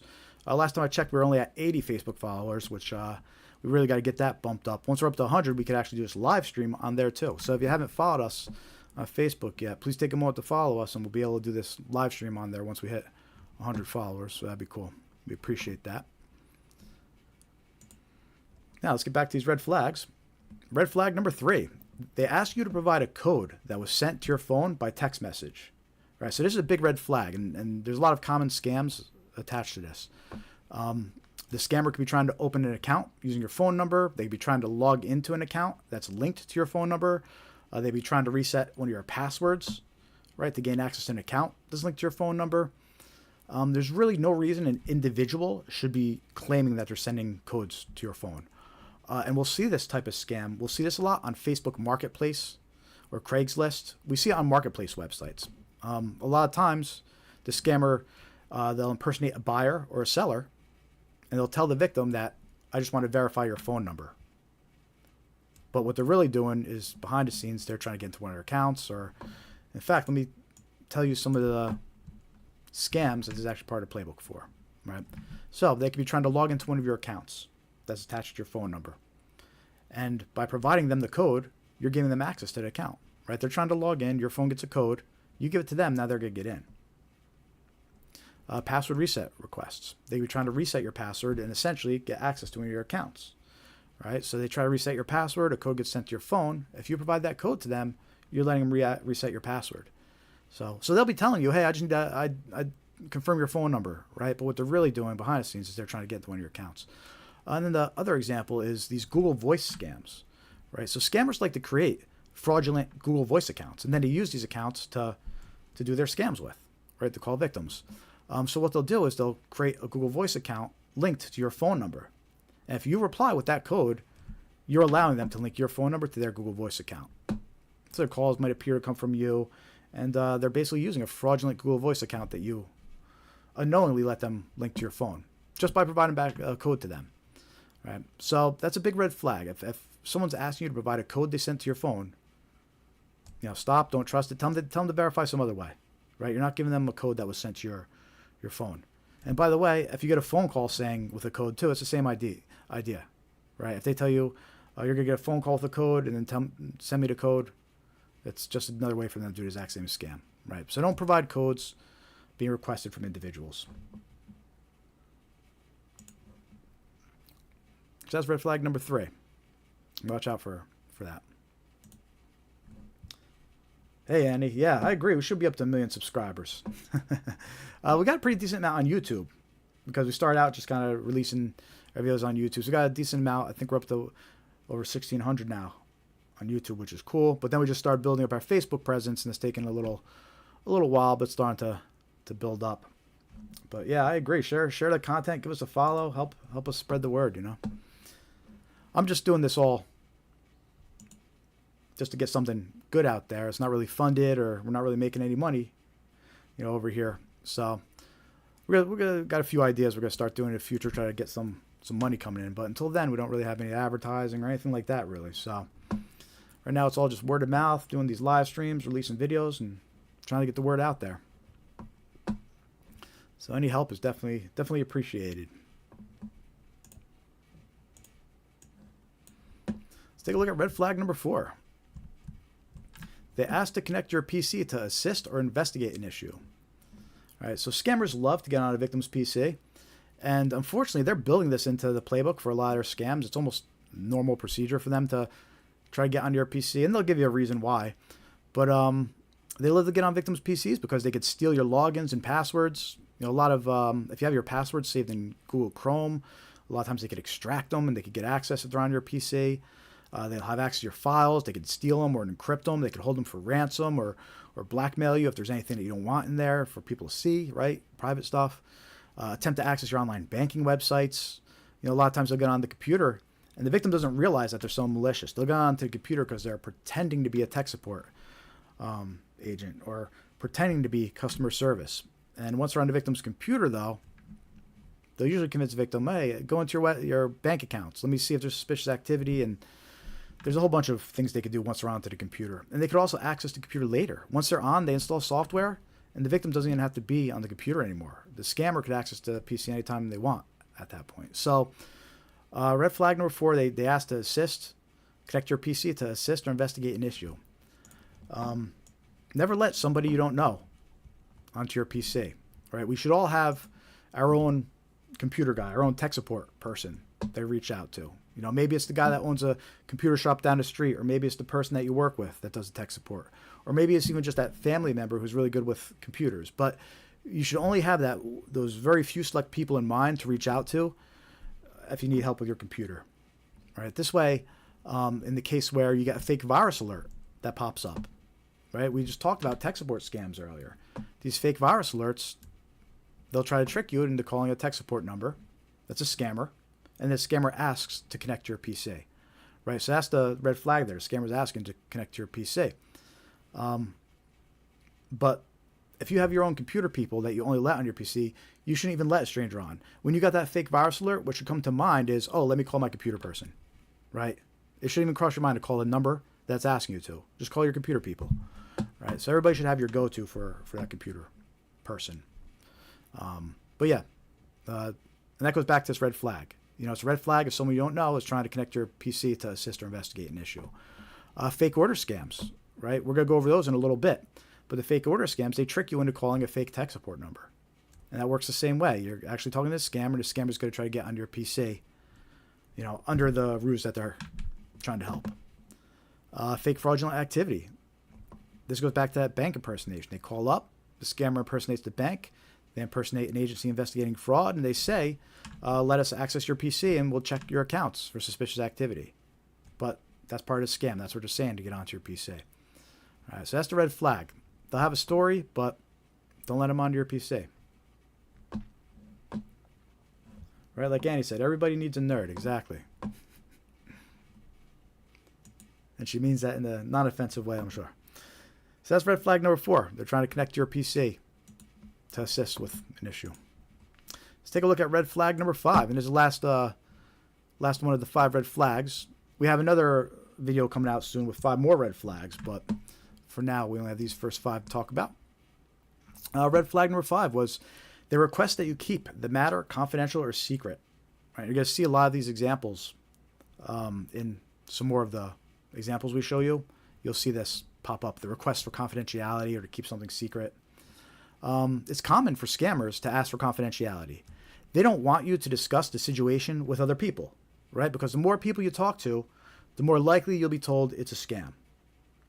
So it makes sense for scammers to tell their victims, oh, you shouldn't tell anybody about this. You need to keep it confidential. They'll have fake stories to trick victims to stay quiet. And some examples of that, where this is part of the playbook, the grandparent scam.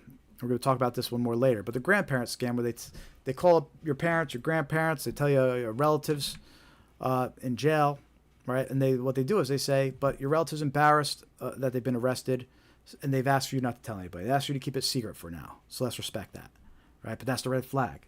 That's how they're trying to trick the victim into keeping it secret for now and not talking to anybody. Investment scams. They'll tell the victims there's an inside tip and not to tell anybody, or a price is just for you and not to share it with anybody, right?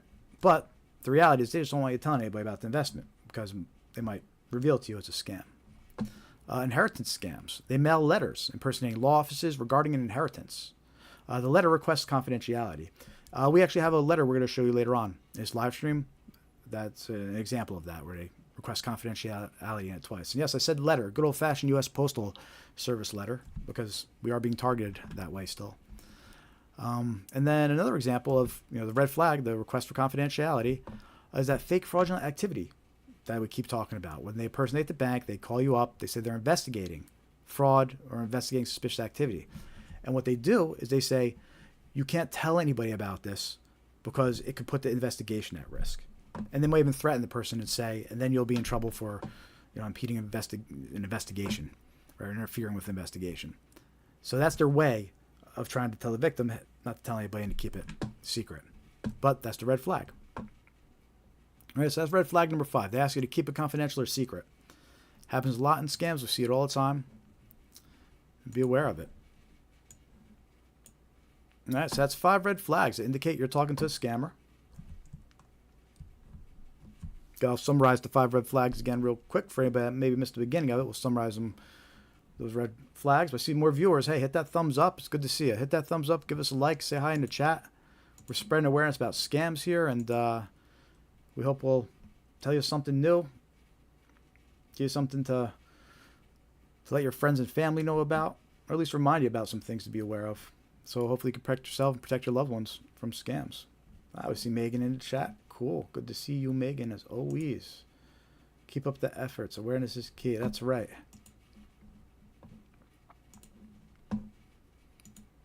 Awesome. We got a lot of people on tonight. It's good to see everybody. Definitely say hi in the chat. If it's your first time here, let me know how you found us. Make sure to hit that thumbs up. Get our channel to subscribe.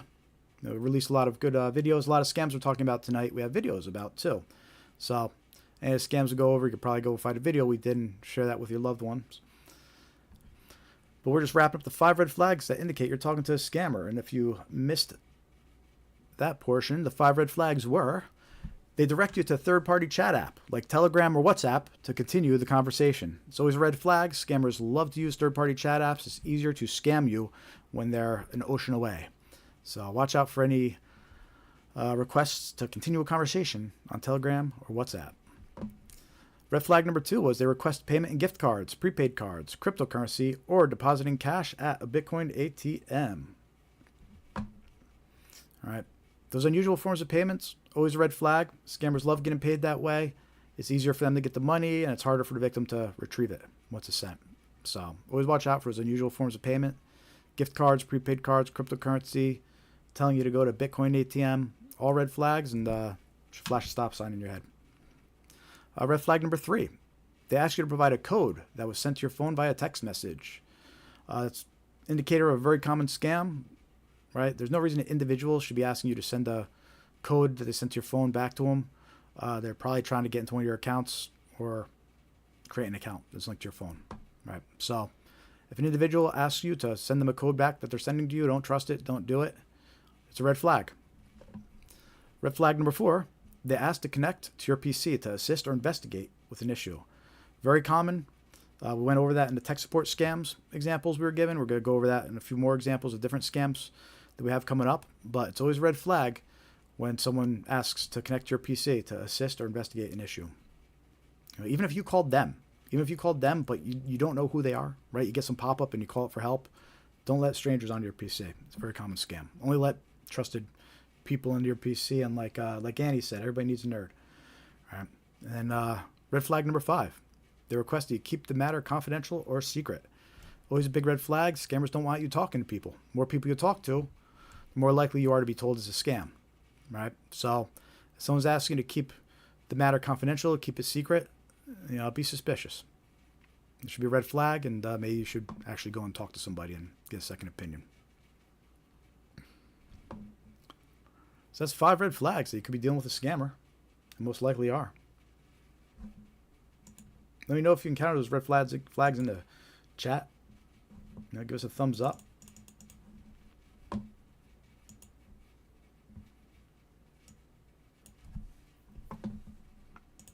go check the chat here, see how it's going.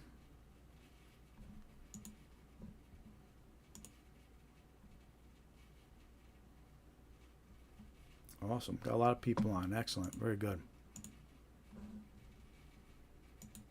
So at this point, we usually take a quick 5-minute coffee break to refill my travel mug. My Scamware 101 travel mugs, by the way, they're available on our YouTube channel. We have a store on the YouTube channel, and you can got a few other things there, water bottles, mouse pads, things like that, if you want to scoop up some Scamware 101 merchandise. I picked all items that you would have on your desk. This way, I envision it, you have your Scamware 101 mug on your desk. You're about ready to fall for a scam, and then you look down at your mug and you see Scamware, and you remember, oh, wait, don't fall for that scam, right? That's why I got mouse pads. You look down at the mouse pads, reminder, scammers are they're out there, they're targeting you. All right, so I tried to put it on items. Dave, I just got some cheap Keurig coffee pods that I've been using lately. I drink it black, though. I do drink it black.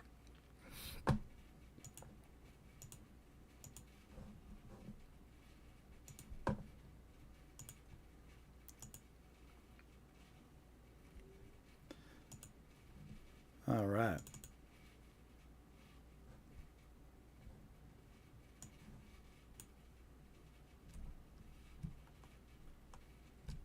Yeah, and we hear about those red flags when we read the victims' stories and we hear about the victims' stories. A lot of times they run into one of those red flags. If they were just aware of one of those, it could have made all the difference. And the other detail, I'm not sure if I'm going to mention it again, just to keep on reminding people or anybody new that's come here. Scammers can manipulate what the caller ID shows, right? So a lot of these scams we're discussing, when they're impersonating the bank, for example, the caller ID will show the bank's phone number, even though it's a scammer, right? So a lot of these victims, they fall for it because they see the bank's phone number and they think they could trust it, right? So that's an important thing to be aware of too. But yeah, the red flags, they always, a lot of those always occur, especially the unusual forms of payment, right? It seems to be one of those unusual forms of payment, or they're doing cash now. They're actually having couriers come pick up cash, right? But when they're not doing that, most of the time it's gift cards, Bitcoin. So that's a big red flag when you get to that point.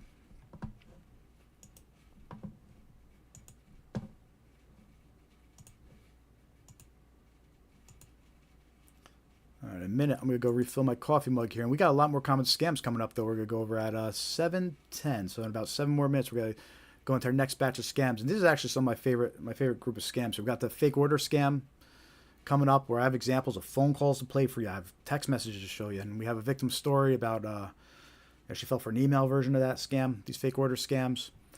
Grandparent scams. I actually have a video to show you of a scammer. His webcam got hacked. And we actually have a video of him performing one of these scams. So we got the grandparent scam coming up, undeliverable package scams. We're going to show you some examples of those text messages and the email version of that. And then we have the fake retail website scam coming up. So always got to watch out for those fake retail websites and some gift card received scams. So lots more scam examples coming up to show you and go over. It's all good stuff. So stick around. We're going to take a quick 5-minute coffee break.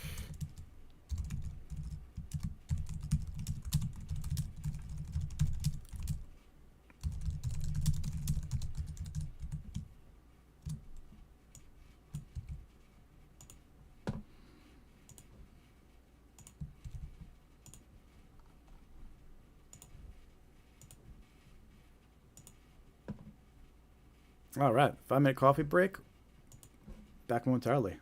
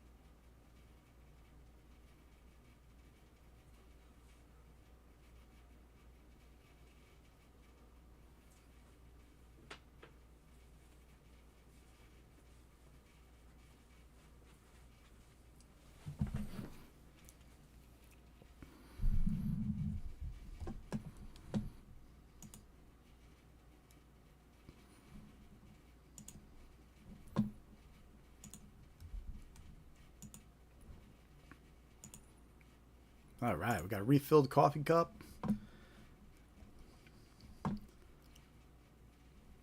Checking out the chat here. Cool. A couple people still purchase soon. Yeah, feel free. Got some more stuff coming in the future too. We got some courses coming out, and that's when it's gonna get real good. Food out of mugs and stuff. Just there to maybe make a buck or two. Would be nice. The good stuff is the courses, though.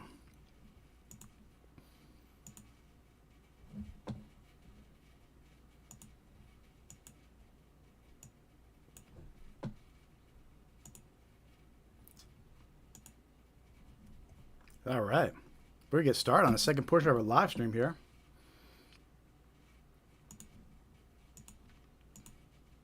Went over a lot of good stuff on the first portion of the live stream, a lot of common scams. Went over 5 red flags to watch out for that indicate you're dealing with a scammer.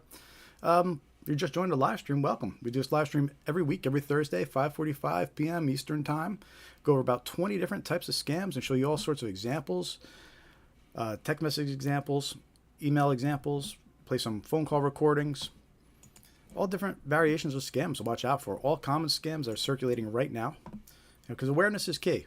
And, the idea is we show you the examples, we let you know that it's happening, and hopefully when you're the target, you're able to recognize that before becoming a victim, right?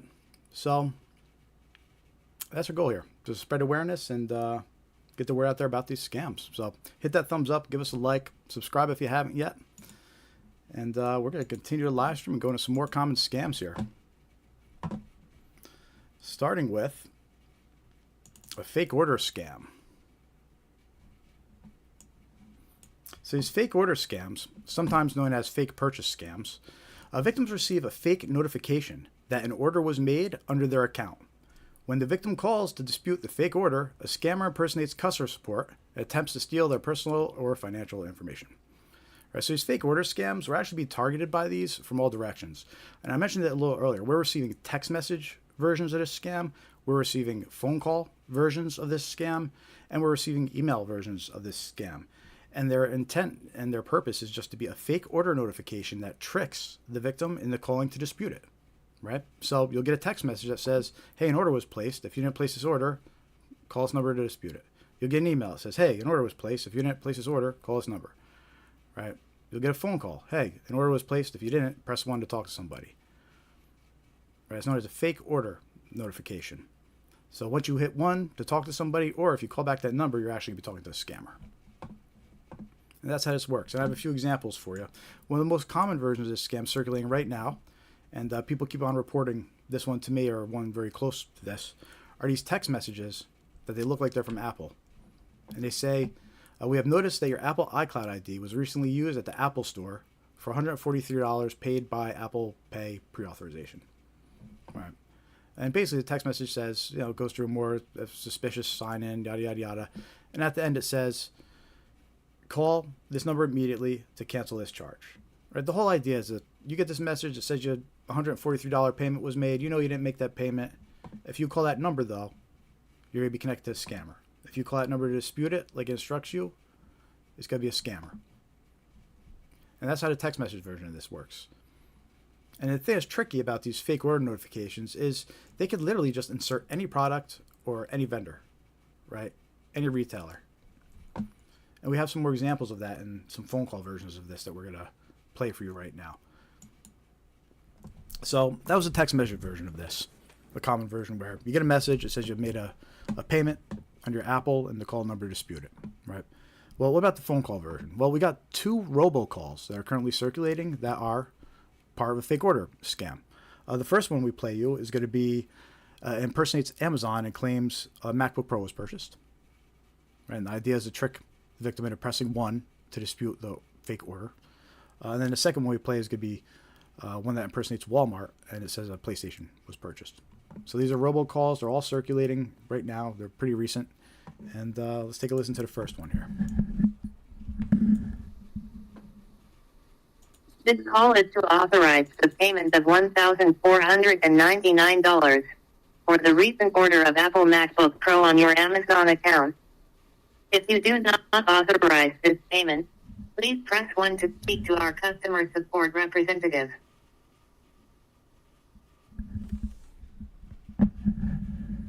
Right, so that's an example of a fake order notification, a phone call. Right, you got this robocall. It claims that a MacBook Pro was purchased under your Amazon account, and then it says press 1 to dispute this purchase. Right, if you press 1, you're actually going to get connected to a scammer. Let's go into another example. Here's a second example. It's a robocall that's going out and impersonates Walmart, and the same idea. It says a PlayStation was purchased.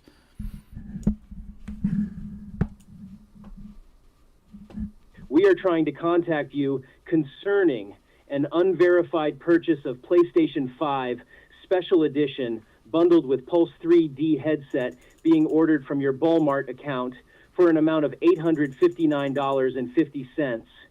If you did not authorize this transaction or wish to cancel, please press 1 or return our call on same number at your earliest convenience. So that's another example of a robocall that's going around. And you see how it ended the robocall, say, or call this number, at your convenience, right? Call this number.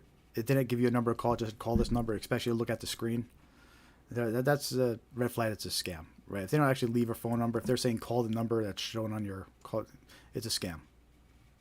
Right, so that was one indicator. But anyway, this is the second example of a fake order notification scam.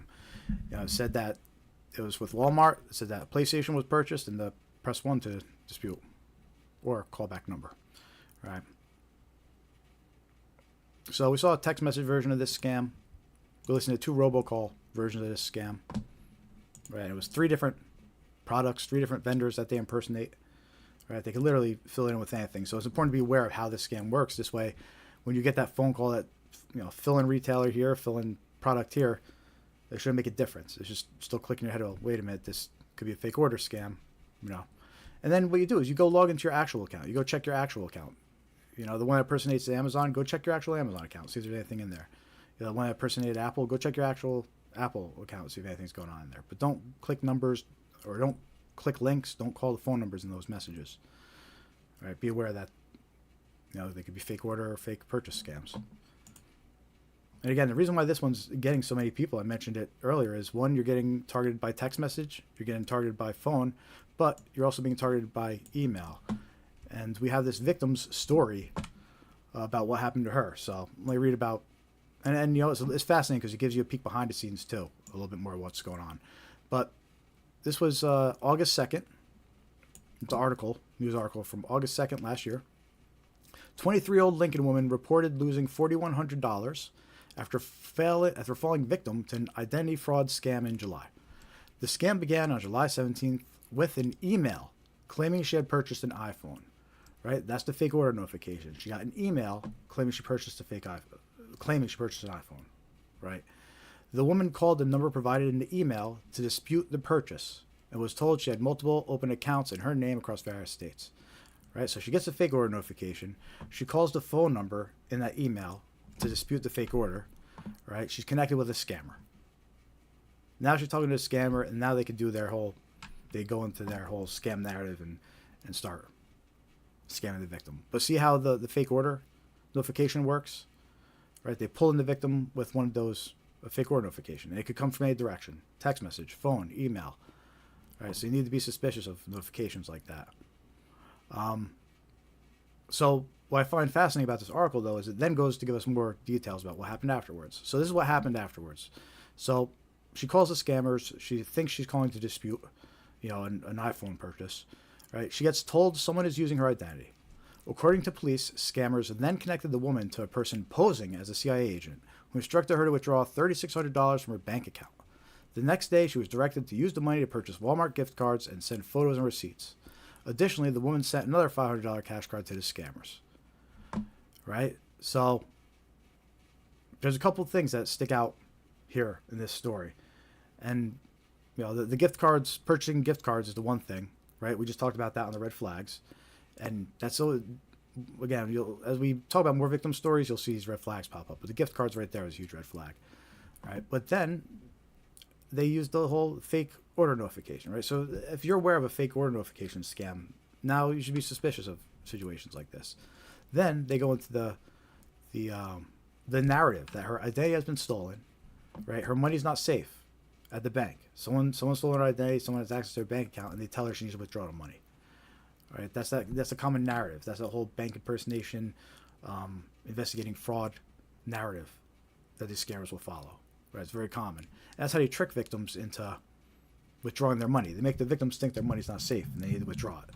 But then there came that red flag, right? Where the gift card. Then they tell her to go purchase gift cards. Red flag, right? So anyway, that's the victim story who fell for a email version of these fake order scams. So there's your example of an email version. We went over the example of the text message version. We went over the 2 robocalls that you might receive. right? The fake order robocalls. And then there's a version of the email, from that victim's story. So watch out for these fake order scams.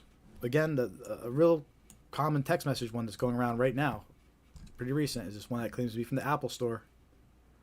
Right? And they'll even, at the bottom of it, they'll even have a link that's legit, like a link that actually goes to Apple and all that, right? But they're trying to get you to call the number. That's the scam. They're trying to scare you, like, oh, you're gonna be charged, but you better call this number, So be suspicious. And I've seen different versions of this text message going around, but a couple of different versions of ones that say the Apple Store. So just be aware of that. Fake order scams or fake purchase scams, sometimes they're known as.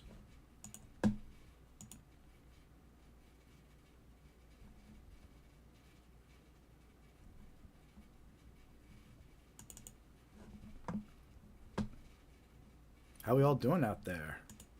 So we still got some people watching. Good to see you all.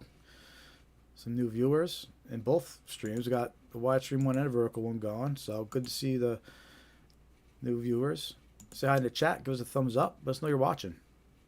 Do this live stream every week, every Thursday. We go over about 20 different types of scams to be aware of. Common scams you can protect yourself and your loved ones from. Go examples. Phone calls, emails, text messages. All good stuff to be aware of when it comes to these scams. They're all circulating now. Because all the examples we're showing you are pretty recent.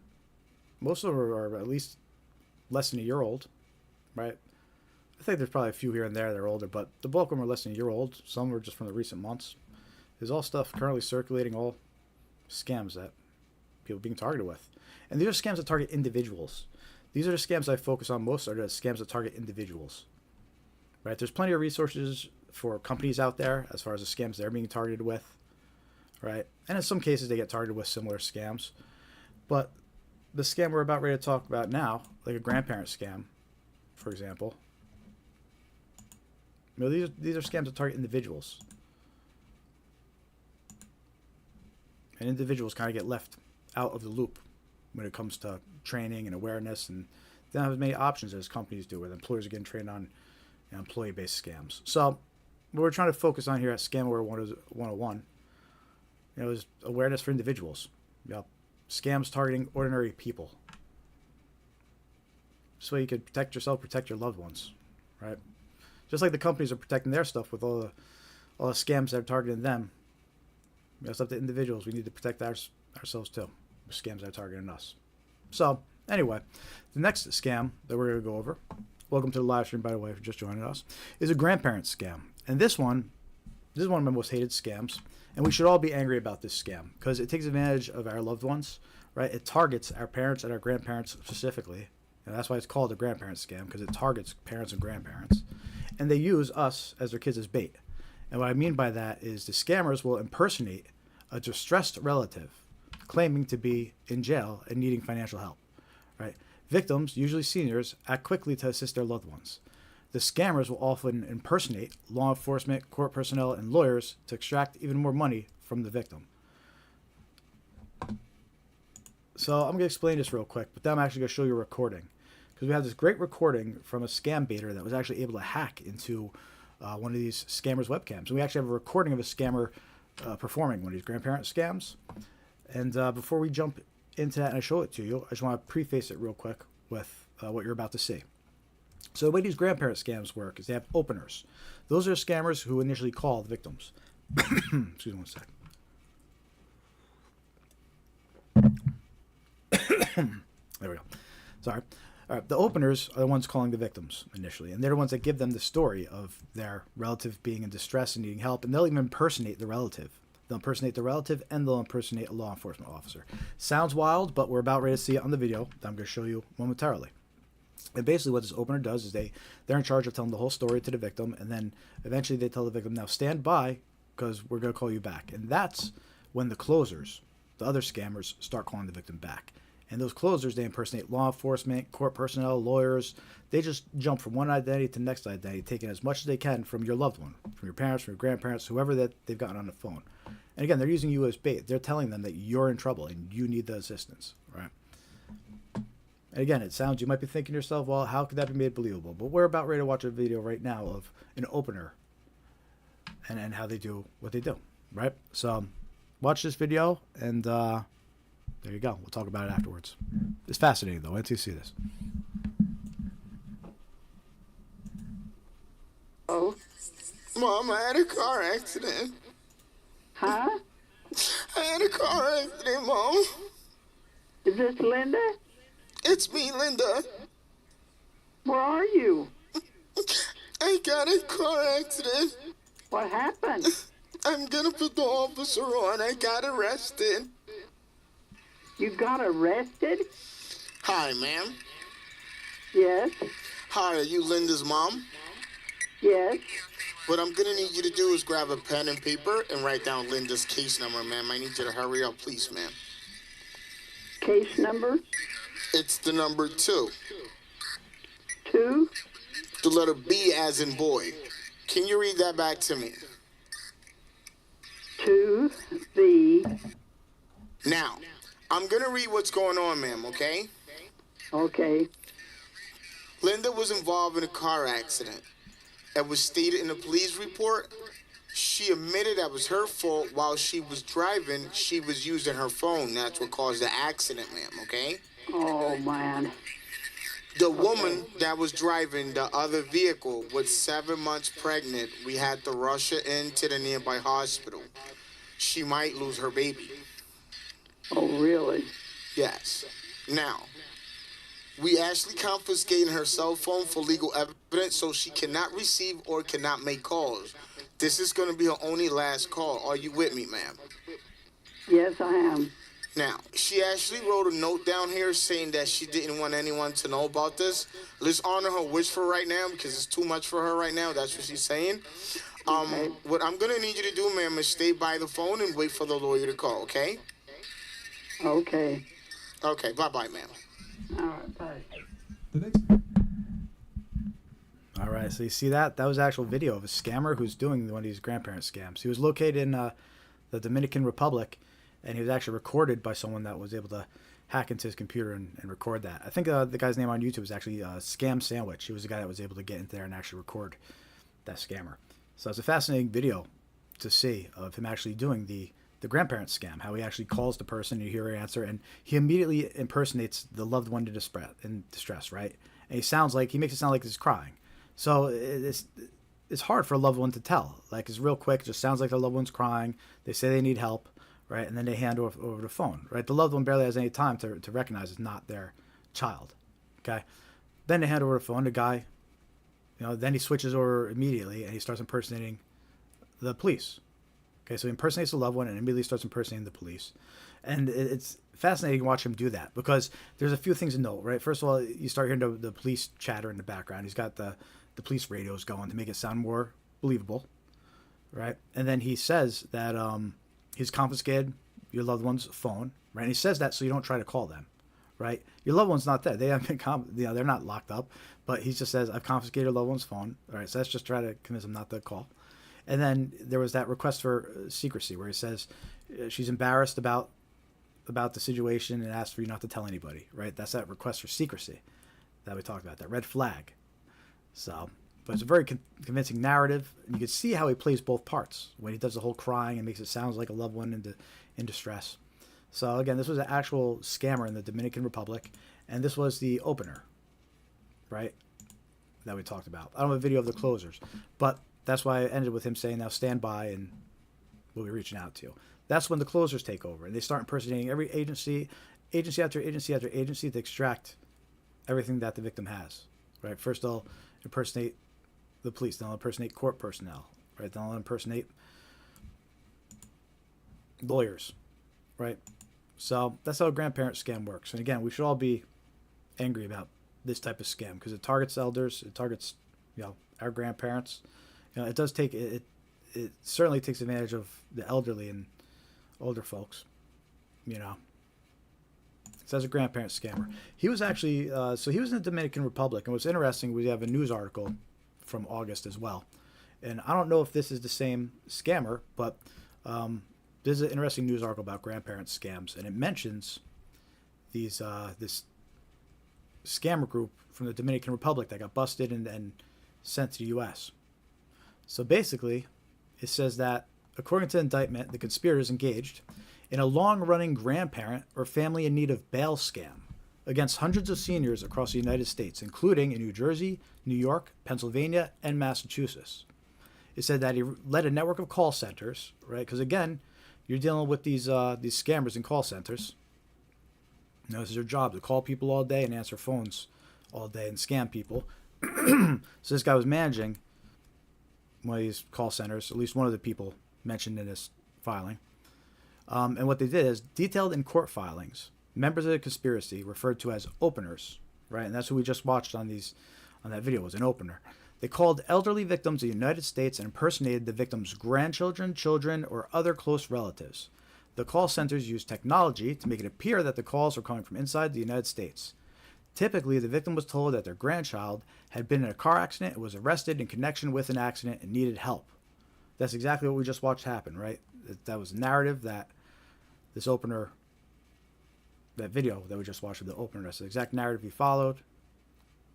Once openers tricked victims into believing their loved ones were in dire trouble, others working at the call centers, known as closers, allegedly impersonated defense attorneys, police officers, or court personnel and convinced victims to provide thousands of dollars in cash to help their loved ones. Right, so it's fascinating, right? They got openers, they got closers, you got call centers full of people that are trained and that do this for a living. And this was a group that was in the Dominican Republic. I think it said it was a total of 11 people being charged in this group. And this is one of the scams that they were running. So, but just because this scam was coming out of the Dominican Republic, that doesn't mean they're all there, right? I think about a month or so ago, there was a report about a group in Canada that was running a grandparent scam. So, they're all over the place, these scammers. So that's a grandparent scam. Watch out for them. They target the elderly, man. The older, the better. As far as they're concerned, they don't care. The older they are, then the easier it is for them to trick them and steal their money. So make sure your loved ones are aware of this one, especially your parents, your grandparents.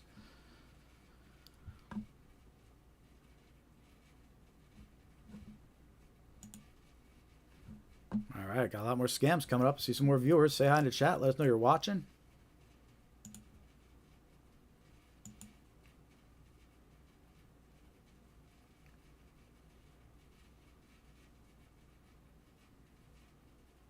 See some good chat. Ask about the laws about scamming and yep, all the overseas. Yeah, a lot of scammers outside the countries. You know, being in Canada is rare because Canada and the U.S. cooperate, right? But the majority of these scammers are in areas that don't cooperate. Like there's a lot in China. We're going to talk about some. Actually, we're going to mention these Chinese scammers on the next scam we're talking about. These undeliverable package scams. But yeah, a lot of times they're located in countries that won't cooperate. There's that whole thing going on in Myanmar where they actually have like people trafficked and running scams who are victims and trafficked over there and being held, which is scary. And you got all the Indian scammers, the call centers in India, which are just in certain areas of India, from what I understand, are just kind of like corrupt. You know, law enforcement doesn't care, they won't do anything, they're kind of all corrupt or whatever in the areas. At least that's my understanding. And then you got Africa. There's you know, Nigeria, Africa, all those areas. They're all over the world.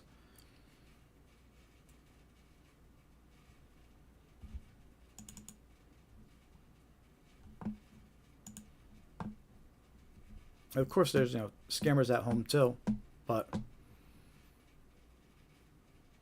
they can only go so long until they get caught. It's scammers outside in other countries that it's easier for them to hide.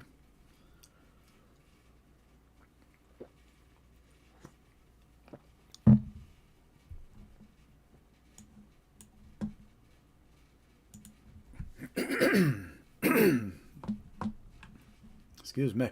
All right. How are y'all doing out there? Say hi in the chat. Let us know you're watching.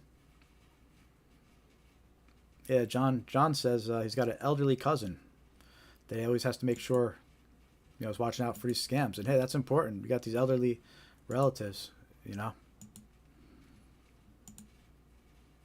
Gotta watch out for them. But, fun fact, not to pick on the elderly, the recent report from the FTC, every year they release a scam report and fraud report, and it actually turned out that younger folks, I guess you could say 30s and 40s maybe, but younger folks actually get scammed more than seniors do. So, younger folks, middle-aged folks, they're falling for more scams. The difference is the seniors are losing more money because they have more money to lose, right? So, but middle-aged folks, younger folks, they're falling for scams just as much as the older folks are. So, support for everybody to be aware. You know, it takes a village, especially when it comes to scam awareness. It really does. So, that's a good thing that John makes sure his elderly cousin is taken care of, and always watching out for these scams. And for anybody else that's got an elderly cousin or other relative, it's a good thing to watch out for them. On that note, we're going to talk about undeliverable package scams, which are a great thing, a great type of scam to make sure your elderly friends are aware of as the holidays start approaching. Many of you probably got targeted by this type of scam over the last holiday season over here, right? These always pick up during November, December, for Christmas, and especially for Black Friday. And some examples I'm going to show you are actually from Black Friday, which you'll see shortly. But basically, these undeliverable package scams, victims receive a fake notification about an undeliverable package and are asked to click on a link to resolve it. The link opens a fake website impersonating UPS, FedEx, or USPS. Any personal or financial details provided by the victim are stolen by the scammers. There never was a package. All right, and that's known as an undeliverable package scam. And most commonly, these come in as a text message. And there's been email versions too. I'll show you the email versions later. But first, let me show you some of these text message versions that you might receive. So here's one that says from USPS. This is an older example. This is very immature. It's got spelling errors and things in it. But due to an invalid address, you have a package that needs to be delivered. But it has been suspended due to an incorrect delivery address.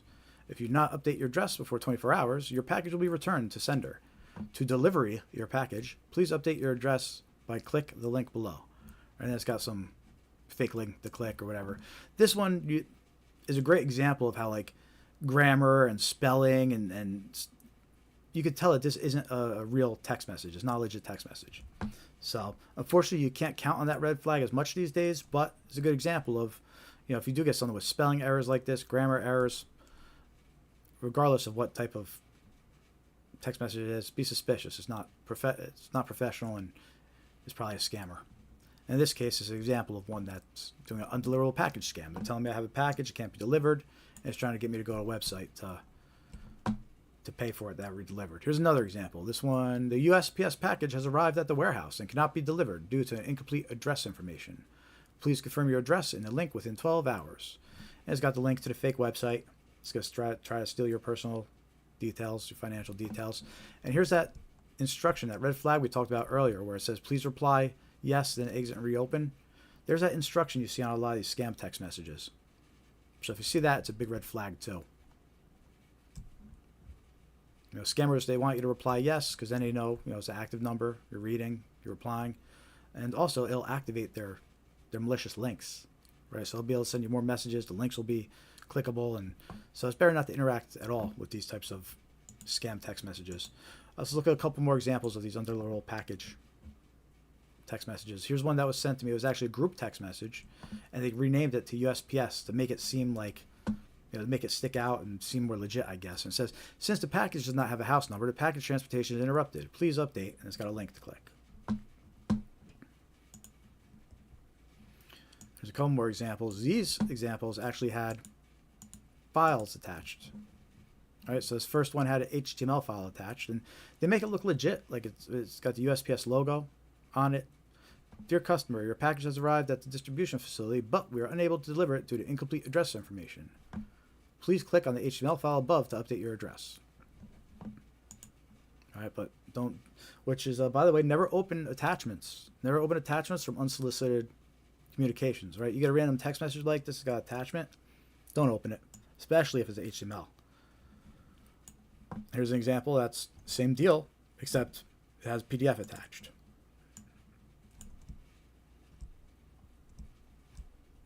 So they're sending out text messages with PDFs attached, with HTMLs attached, with links right in the message itself. And they claim a package was undeliverable. And they'll impersonate, just because I'm showing you examples of USPS, that doesn't mean it's just happening with USPS. It's happening for any delivery service. You'll see FedEx examples, you'll see UPS examples, you'll see USPS examples, you'll see DHL examples, and any delivery service. I'm sure if any of you from overseas, which by the way, if you are, say hi, let me know from where you are overseas. But even overseas, whatever delivery services you have over there, these scammers will impersonate. So that's known as an undeliverable package scam. They reach out to you, you get a random text message claiming a package is undeliverable, and it tries to trick you into stealing your information. What happens if you click a link? Well, it'll take you to a website like this. Has the United States Postal Service logo, and it asks you $3 for redelivery. It says, enter new payment method to resend your package. Redelivery will cost $3. So they're trying to get you to pay $3, but it's not. They're actually going to steal your, whatever info you enter, going to steal. There's no package. Nothing's going to get delivered, but anything you enter into these boxes, the scammers are going to steal. And they'll do a lot worse than just charge $3. Here's another example of what the website might look like. Logo, colors, right? This is very convincing. This is a convincing looking website. This is a phone version. This is the screens are side by side here if you keep scrolling, but see, it's got the shipping address, payment method, any info you put in there, they're gonna they'll have your, so that means they'd have your address, your full name, they'd have all your credit card details. And it's a legit looking website. And these are the type of websites that scammers create, and then they send those text messages trying to get you here.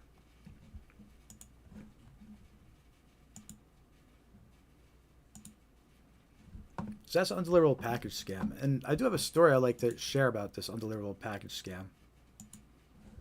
It's a fun one.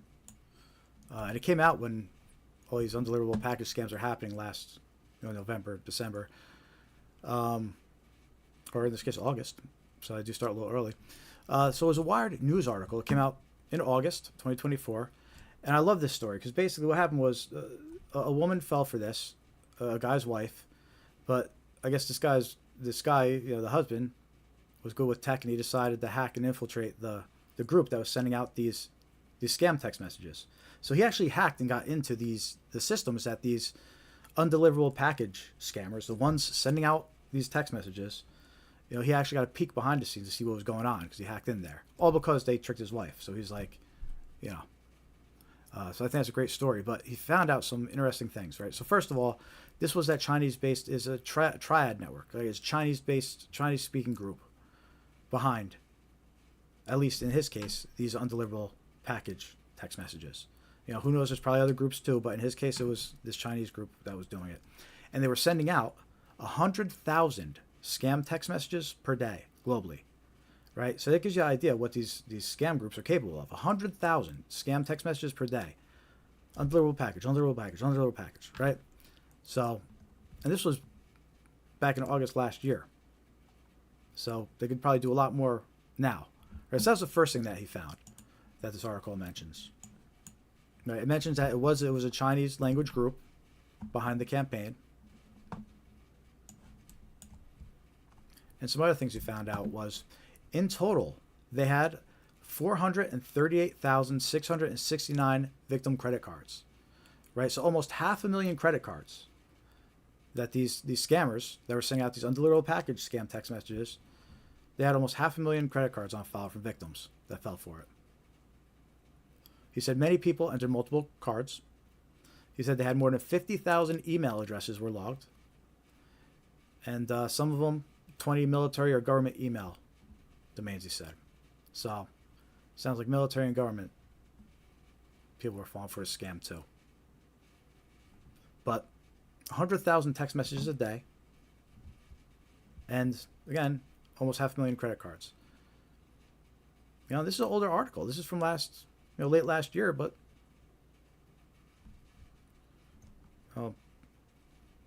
technology advances a lot in 6 months. So if they were sending out that many before, they're probably sending out twice as many find it 6 months later. So anyway, I do like this article because the husband did kind of get a little revenge. He was able to hack in. He did work with USPS and the victims, and said to help warn victims. He worked with the USPS investigators and banks.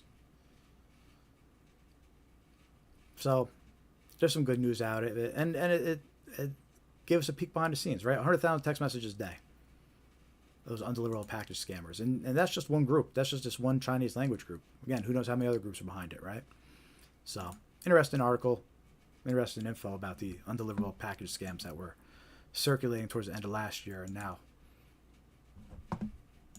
they're still going around, and I'm sure we'll be picking up soon in the next couple months. We're only a couple months away from August again, right? So start hitting the fire alarm now. Start letting people know now, right? Watch out for these undeliverable package scams. And so that version was actually the text message version, right? So I showed you a bunch of examples of those text messages that come in. But there's also an email version of that to be aware of. I have some examples of that too. And we were actually the first one to report about the email version of this one when it started circulating last holiday season. And you see on the screen some examples of the emails. Right, these are dated November 16th and November 22nd last year. Right, so it started coming in towards the end of the year. And they impersonate FedEx and UPS. Right, so that's what I mentioned before. Just because I was showing you examples of the Postal Service text messages, here's examples that are impersonating FedEx and UPS. And these came in during Black Friday and the holiday season and all that, right? And this says, "We're sorry, your package appears to be missing. We understand how frustrating this can be, and we're actively investigating what happened to ensure we provide you with best possible resolution." But then it says, "We value your time and want to make things right. As an apology, we'd like to offer you a compensation product up to $100 in value." And it says, "Get your compensation now." Again, they make it look like it's from UPS. And this was received November 22nd. A week earlier, on November 16th, we got this one from FedEx. It's the same thing. It's just got FedEx logo. "We're sorry, your package appears to be delayed. We regret to inform you that there's been an issue with the delivery of your recent FedEx shipment. We understand how frustrating this could be. We're actively investigating what happened to ensure we provide you with the best possible resolution. As an apology, we'd like to offer you a compensation product up to $100 in value." And it's got the button, "Get your compensation now." So obviously identical scams. They just switch out FedEx, UPS, and they arrived a week apart from each other, give or take 6 days. 6 days apart. November 16th, November 22nd. So it's an interesting twist that they put. Instead of saying your package needs to be redelivered and ask you to pay for that, what they do is actually linking you to a fake retail website, which is actually the next scam we're going to talk about. So in that scam,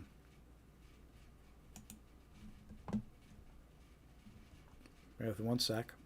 I'm going to use the examples of where this links to. When you click Get Your Compensation Product, it links to fake retail websites that are actually designed around the holiday. They were there with all these fake offers for Black Friday.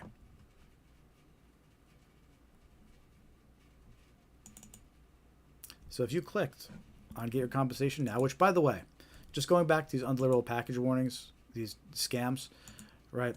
FedEx, UPS, none of them, they don't offer gifts to make up for delayed packages, right? Just keep that in mind too. This is all a scam. They don't offer gifts because your package was delayed. It'd be nice if they did, but they don't. So this is a scam. If you ever get an email like this, you don't even have to click the link. You don't even have to question. Just delete the email, get rid of it.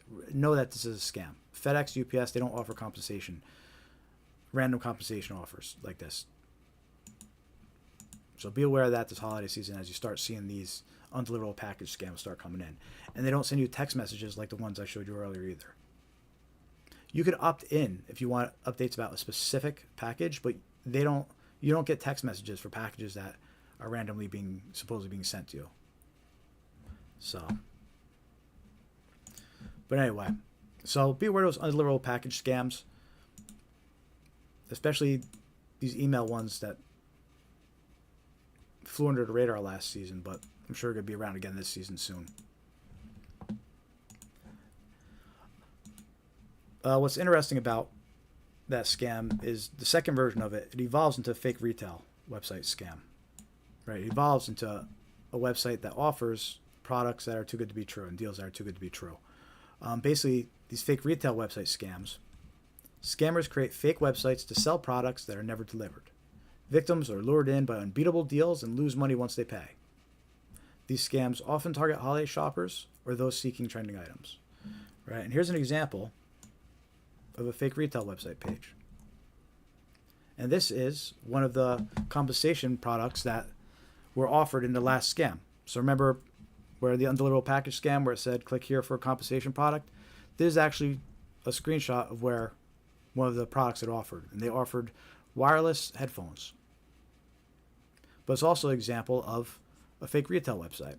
See, I have the fake banner across the top, Black Friday sale.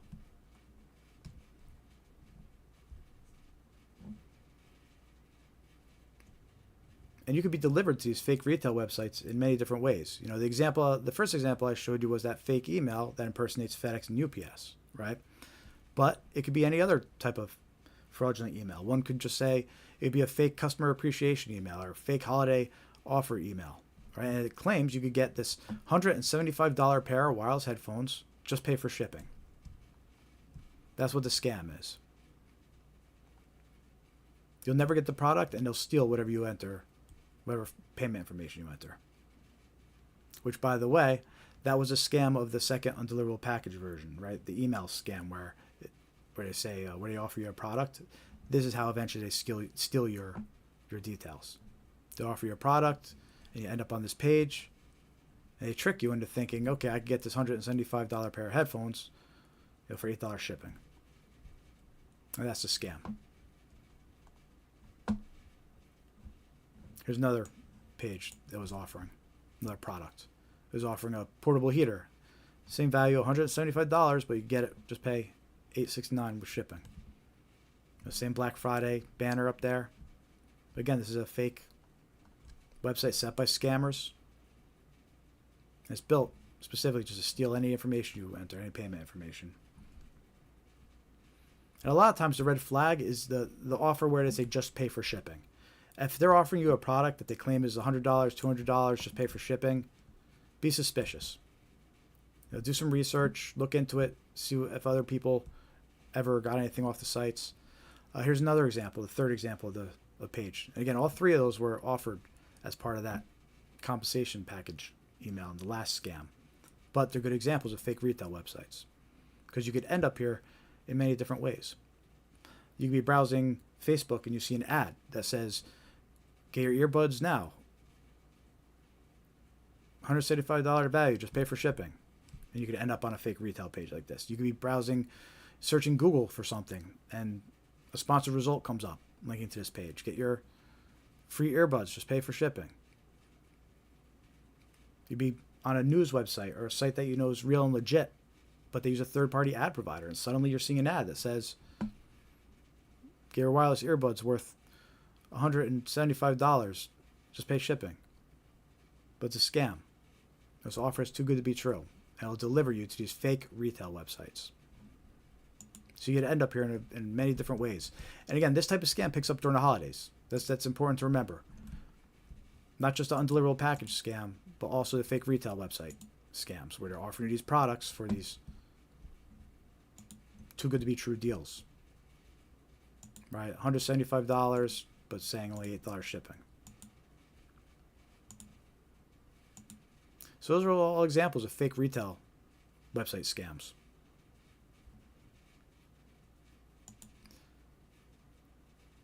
And we start out with the undeliverable package scam, and then kind of that evolves into the fake retail website scam there. So some things you could do, you know, you see these too good to be true offers. Do some research first. You know, go and Google it and see what other people say. If other people have feedback or reviews. When those screenshots that are shared, those fake retail websites, I went and I Googled them, right? And I found no information. They were brand new. They were just registered. There was no information about them at all. And that right there is as bad. That's a red flag. That's just as bad as people saying that, as it having bad reviews. No information is as bad as having bad information, right? Because that means that the sites are brand new. No one's had success purchasing from them.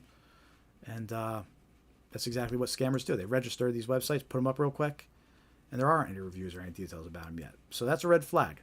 And in the case of the examples I just showed you, like these, right, technojoyhaven.com and luxuryproductportal.com, right? They used all different domains, website names, even though clearly they're the same, provider, same scammer. But when I researched any of these names, whether it was luxuryproductportal.com or technojoyhaven.com, they had been freshly registered. There was no reviews about them. There was no reports about them. There was nothing to indicate it was a trustworthy site. When you went to the homepages were empty, right, which is a red flag. So there's things you should check in a situation like this, where if you're considering entering your information on some kind of too good to be true deal. And be aware and suspicious, right? That's always the rule. Be aware, be suspicious, and verify. So watch out for this holiday season coming up, right? These undeliverable package scams and these fake retail website scams.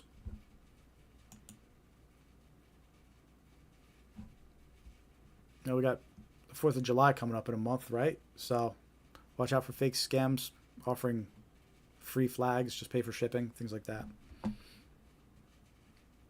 Hey, Andy, thanks for attending. I hope to see you next time. We do this usually every week. So hit that subscribe button. And again, thanks for hanging out and chatting for a bit. It was good seeing you.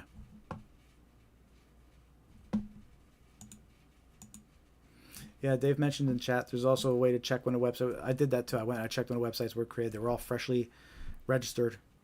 Yeah. All of them registered privately, of course.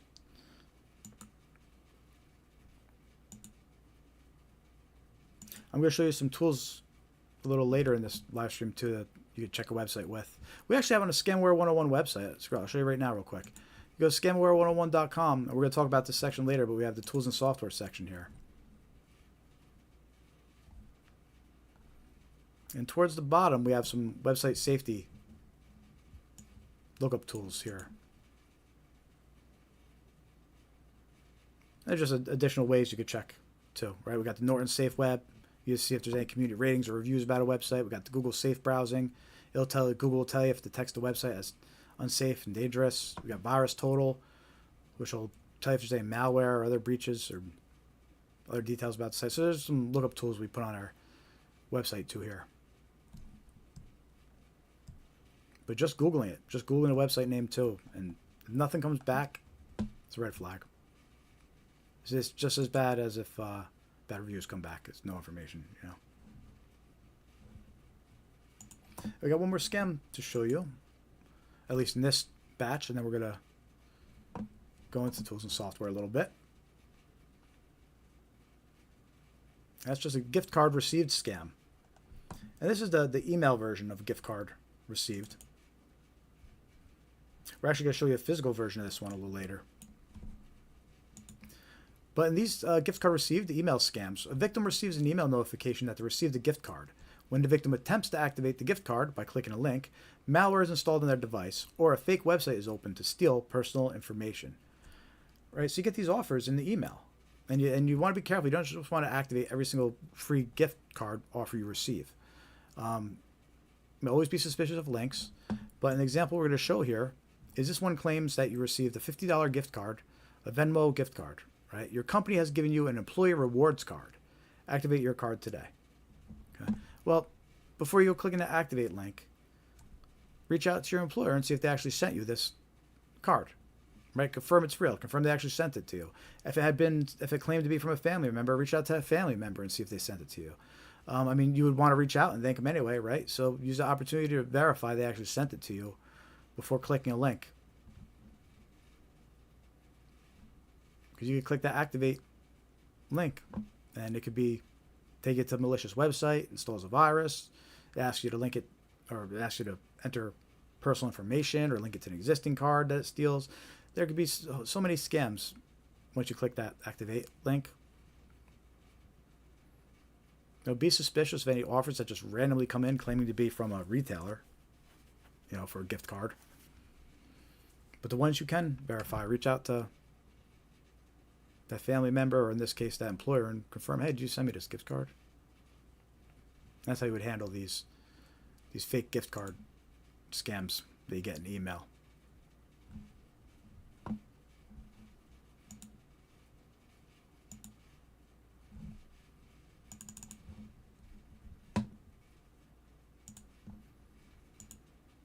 And that concludes our second batch of scams that we usually go over. We got one more batch, or two more batches coming up, so we still got some more to go tonight. What is it, 8 p.m.? We're right on schedule here.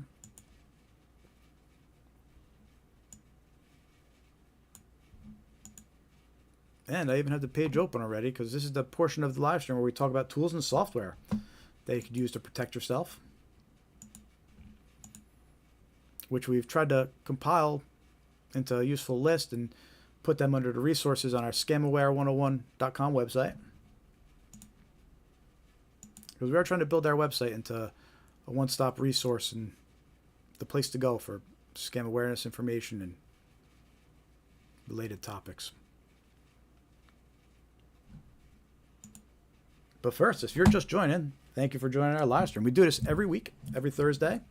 My name is Jared with Scamware 101. Our goal is to spread awareness of these scams so you can protect yourself, protect your loved ones, recognize these scams when you're being a target. Scammers are getting more and more advanced and trickier to recognize and identify. So it's important to be aware of their latest tricks and what they're capable of, and know the types of scams that are circulating, who they're impersonating, right? And we hope to spread some awareness and maybe help you avoid getting scammed, or help you identify a scam before a loved one becomes a victim. So welcome to the live stream. Hit that thumbs up if you haven't yet. The more likes we get, the more our content gets shown by the algorithm. So help us out, hit that thumbs up. If you haven't subscribed to our YouTube channel yet, please take a moment to subscribe to our YouTube channel. We're on all your favorite social media platforms still. We're on Facebook, Instagram, Threads, Blue Sky, X. So if you're on any of those, definitely find us, follow us. Trying to build up our following across all the platforms, because you never know these days. One day one gets shut down and another one gets open, so better to have you all across them all. The ones we're most active on, though, is Facebook and YouTube. So definitely follow us on Facebook if you haven't yet. It's facebook.com/scamaware101. And we have links to all our social media pages here on our homepage on scamaware101.com. So if you can't find us, go to our website, scroll down a little bit, you'll see a link to each of them. And while you're there on scamaware101.com, you can click join mailing list. Join our free email list. We'll send you reminders when we're going live, send you some useful scam awareness tips. It's free to join. You can unsubscribe at any time. So scamaware101.com, hit join mailing list.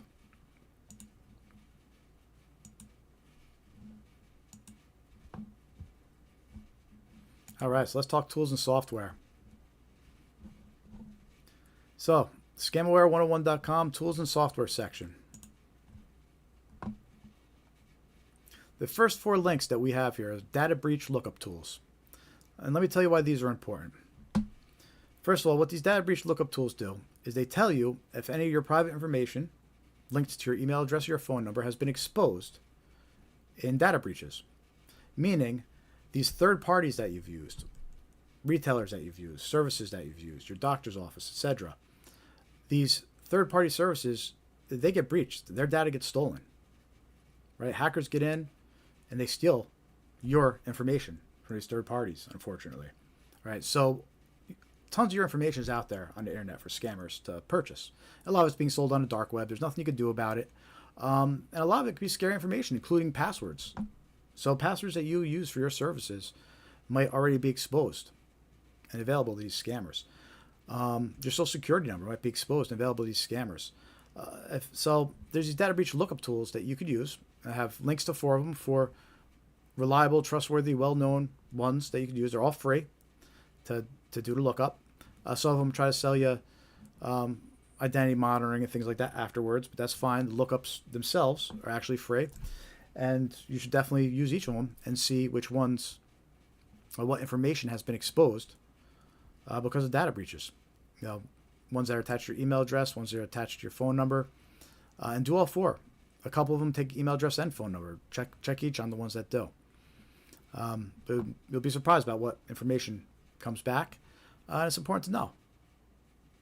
Because whatever information comes back, scammers know it. That's for sure. And again, passwords might come back. You'll see what passwords that you might still currently use. Meanwhile, scammers already have them.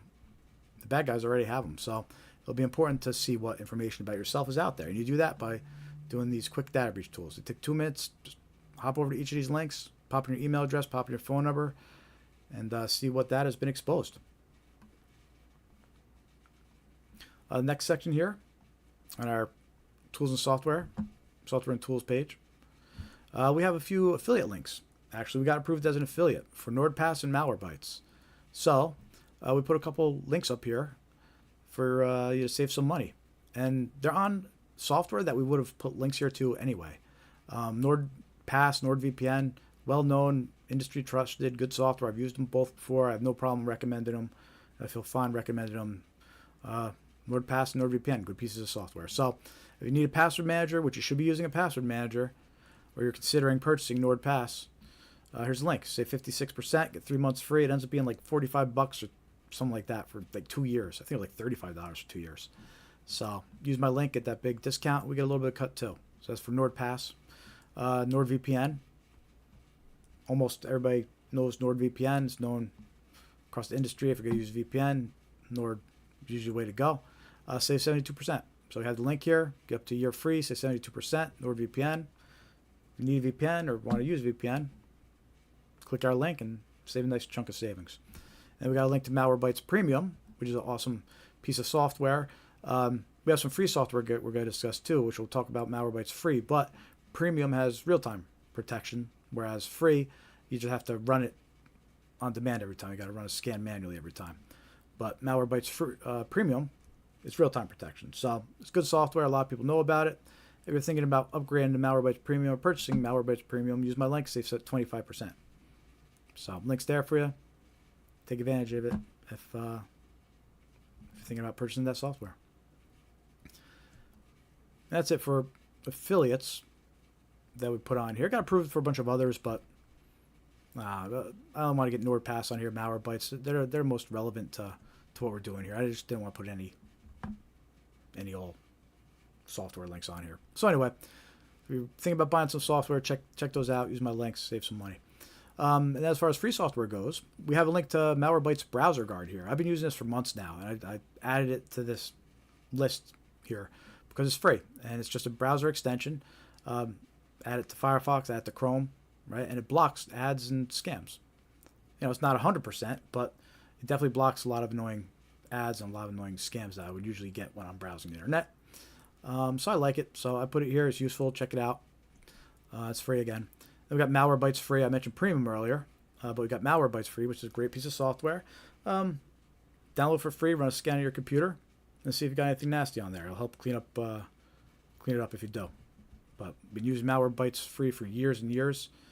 I've been in the IT business for years and years, and Malwarebytes been around and trusted by IT professionals for as long as I can remember. So check it out. And then I got a link here to Bitdefender Antivirus. So I have this here because if you're only using Windows built-in antivirus, here's a free option that it's just better than relying on your built-in antivirus. It has better website browsing protection and it's pretty good. So it's Bitdefender Antivirus free. If you already have a paid antivirus or antivirus installed, you're fine. But in the case where you don't have an antivirus installed, you're just relying on the default Windows antivirus, right? There's a good free antivirus that you can install on top of it. Bitdefender Antivirus is free. It might pop up try to get you to buy premium every now and then, but other than that, it's not very annoying. It does its job. It's good, and there's a link there for you if you need antivirus protection. So there you go. Again, this is all on the online tools and software page. I might be breaking this out in different sections soon as it grows. But the next section here we have is reverse image lookup tools. And these are interesting and related to scams, romance scams specifically. Right? So especially if you're online dating or talking to someone on the internet you don't know, you could take their pictures that they've sent you. You could run them through a reverse image lookup. There's one called TinEye. There's another called Bing. There's another that Bing has called Bing Visual Search. And you can actually use Google Image Search as well. So we have the 3 links there. But you could take the pictures of, let's say you meet someone on a dating site. You take their pictures, look them all up on these 3 reverse image searches, and it'll come back. It'll tell you if it found their pictures anywhere else on the internet, which means you could be talking to a scammer. They could just be using the pictures of somebody else's pictures, right? So, it's not 100% guaranteed, but this is one way you could verify who you're actually talking to, or at least see if there's, public pictures, coming up as somebody else that they might have stolen and been using. So that's reverse image lookup tools. We have a few links to those on our tools and software page, scamware101.com. And we have those website safety lookup tools I mentioned a little earlier when we were talking about the fake retail websites. You go to Nord Safe Web. It'll tell you if there's any community ratings or reviews on a website. Have a link to Google Safe Browsing. It'll tell you if a website was detected as unsafe or dangerous. We have a link to Virus Total. It'll tell you if there's anything suspicious going on that it knows about. Files, malware, breaches, things like that. So there's 3 different tools you could use just to check a website, the safety of it. And then the last 2 links we have on this page are actually scam report lookup tools. We have a link to BBB, their scam tracker tool, and a link to the AARP's scam tracking map. And those are fun. At least I think they're fun. You can go check them out. You see the latest reports, the types of scams people are reporting. It tells you where on the map the report's coming from. And we actually wrap up this live stream usually. We'll see how the viewers count is looking towards the end of this live stream. But when we usually wrap it up, the last thing we do is I break out the ARP scam tracking map, and we check out some of the latest reports coming in and see what's going on around the country this week. We talk about the latest scams that are being reported. Usually like the last 15 minutes or so of our live stream here.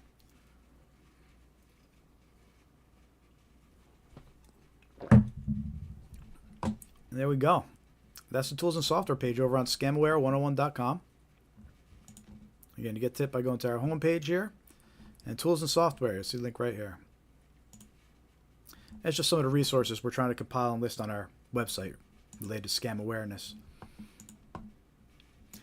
We have a few other sections that we're getting built out too. We have a knowledge base we're building out, which is fun. We only have about like 8 or 9 scams listed there now, but I got about 60 more that I gotta get listed here. But we're building out this knowledge base about the type of scam. So you click on it, it'll give you a definition, show you a video if we have one about it. In this case, tech support scams. Then we have our video that we did about it here.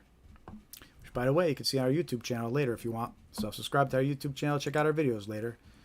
We release scamwares videos too, and you might want to share some with your loved ones.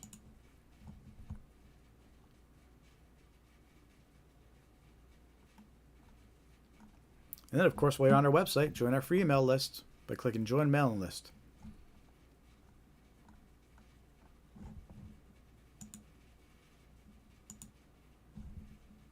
All right, cool. Looks like the viewers are down a little bit. And my coffee cup is empty, and we're right on schedule, so it looks like it might be time to refill my coffee cup here. And then we'll go into the third and final portion of our live stream, uninterrupted. If you're still with me, say hi in the chat. Let me know you're watching. If you just joined, hit that thumbs up. And tell us in the chat. Let us know how you found us. Share your experience about scams. We want to hear from you. If any of the scams we're talking about have tricked you before or you've encountered them, let us know.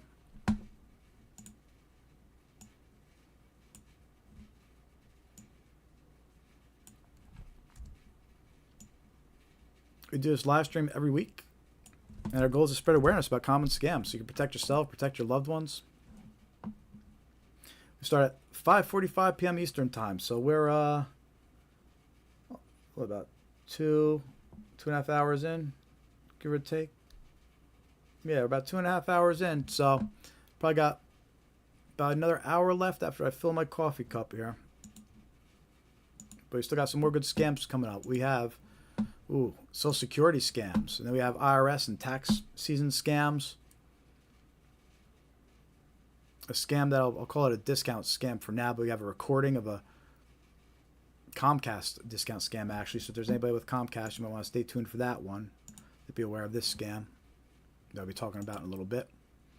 And then we have the snail mail scams. We're still going to talk about snail mail scams after that, because we're still being targeted by postcards in the mail and fake letters in the mail. You know, now that QR codes are around, you get a letter in the mail with a QR code. That's a scam. So we're going to talk about those in a little bit too. So we still have about 1 more hour left. And some would say we're saving the best for last here. And it looks like we got the West Coast joining us in about 15 minutes or so. So we usually see a bump about 8:30 Eastern time over here from the West Coast. So all good stuff coming up. So stick around and let me know you're still here. Let me know in the chat that you're watching.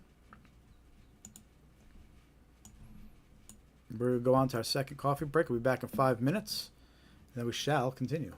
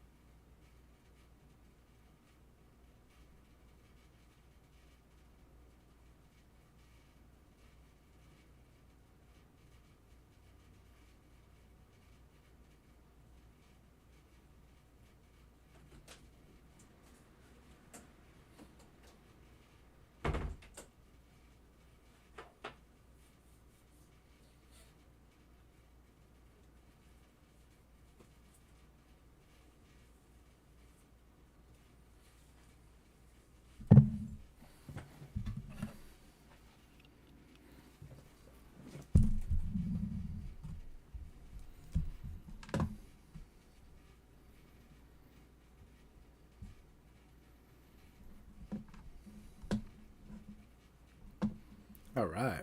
Still got some people here. Excellent. Welcome, welcome. We're going to the third portion of the live stream here. Final portion, about an hour left. Lots of good stuff to cover. Lots of good scams to still go over and examples to share. Text messages, emails, phone calls, etc. If you're just joining us, welcome to the live stream. My name is Jared with Scamware 101. We do this live stream every week to spread awareness about scams so you can protect yourself, protect your loved ones. We go over about 20 different types of scams on these live streams. But we also have videos on YouTube that you could share with your loved ones. So make sure to subscribe to our YouTube channel. If you're just joining us, hit that thumbs up, give us a like. The more likes we get, the more subscribers we get, the more our content gets out there. And that's the goal, is spread awareness of these scams. You can also join our free email list. It's on scamaware101.com and click Join Mailing List. And you can follow us on all your favorite social media platforms: Facebook, Threads, Instagram, X, Blue Sky. We're most active on Facebook and YouTube, so if you're on Facebook, definitely follow us. We need the followers, and always appreciate more subscribers on YouTube.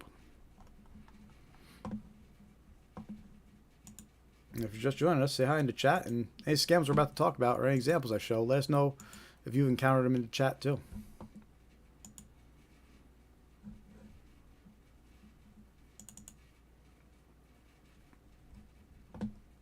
All right, so next scam we're going to talk about are Social Security scams. And there's a few different types of Social Security scams to be aware of. One of the types is Social Security impersonation scams, where they claim there's a problem with one of your accounts, right? So they'll reach out to you on the phone. The scammer will impersonate Social Security, and they'll claim there's an issue with a victim's number or their benefits, and they'll threaten action unless immediate payment or information is provided. Right, so they'll impersonate Social Security. They'll say something's wrong, a payment's due, or there's a problem with their billing. They'll say something like their benefits are about ready to be canceled, or something to convince them to provide financial information. So that's one type of Social Security scam. Right, when someone's reaching you on the phone and they're impersonating Social Security, claiming something is wrong. But I have another version of a Social Security scam that someone reported recently. It's an email that comes in, and it appears like it's from Social Security, and it's a statement, or at least it claims to be a statement. And here's an example of that email. All right, this is how it looks like when it comes in on a mobile device. It's harder to see that it's not really from Social Security. It just says Department of. And then it says, to see your statement, please download a file from this link. And it has, or at least it looks like it has, a link to ssa.gov, which is the real website of Social Security Administration. It says, we hope you find your new statement useful and informative. Thank you for using Social Security Administration services. Please do not reply to this email as we are unable to respond to messages. This file works on computers only. That's a little bit of a red flag, right? So anyway, this is what the email looks like when it comes into someone's mobile device. But if you click that link, it's going to be a virus. This isn't really from Social Security Administration. So if you take a look at that email on a PC, then it reveals a little bit more. You can actually see the email address it's from isn't really from Social Security, right? It's some other foreign address.co.ke. I think that's Kenya. Could be wrong. And then when you move the mouse over the link, you see it doesn't really point to ssa.gov. It points to a fake website link, like a link that's all gibberish, which is probably going to install a virus on your computer, which is why they say this file works on computers only. So this is an example of a different type of Social Security scam. In this case, it's an email that claims to be it's like a statement from Social Security, right? A report or a statement that supposedly was sent to you from Social Security, but it's not. It's a scam, and it's going to install a virus if you click that link. So don't trust it. Even if it comes in on your phone and looks more like this, where it looks more believable. Be suspicious. Don't trust it. Don't click that link. So that's an example of, we said Social Security impersonation scams. A lot of times you think just phone calls, scammers impersonating Social Security over the phone. But in this case, you got to look out for emails that claim to be from Social Security, claiming that's a statement or a report.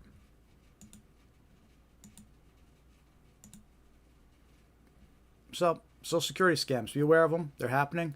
They're a big problem. Social Security has been posting on their website warnings about Social Security scams for years. On their envelopes, on their actual envelopes sent out on physical mail from Social Security, they actually say on envelopes, beware of scams, watch out for scams. I took a picture of one of those the other day, and I meant to get it ready to share it on the live stream, but I don't have it ready for this week. But I took a picture of that the other day just to show everybody, look, they're even warning about it on the envelopes. Watch out for these scams. So, Social Security, watch out for even mentions of Social Security should be setting off red flags and alarms in your head.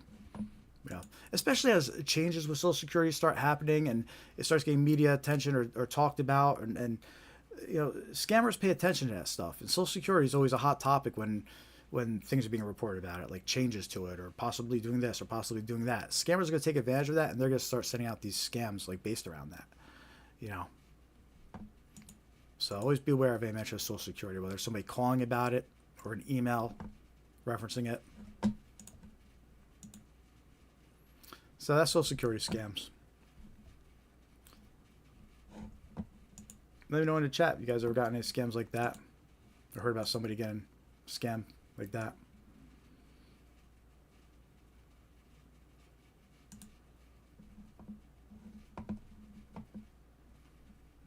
Next few scams we're going to talk about are actually IRS and tax season scams, which are actually still relevant now, because there's no reason that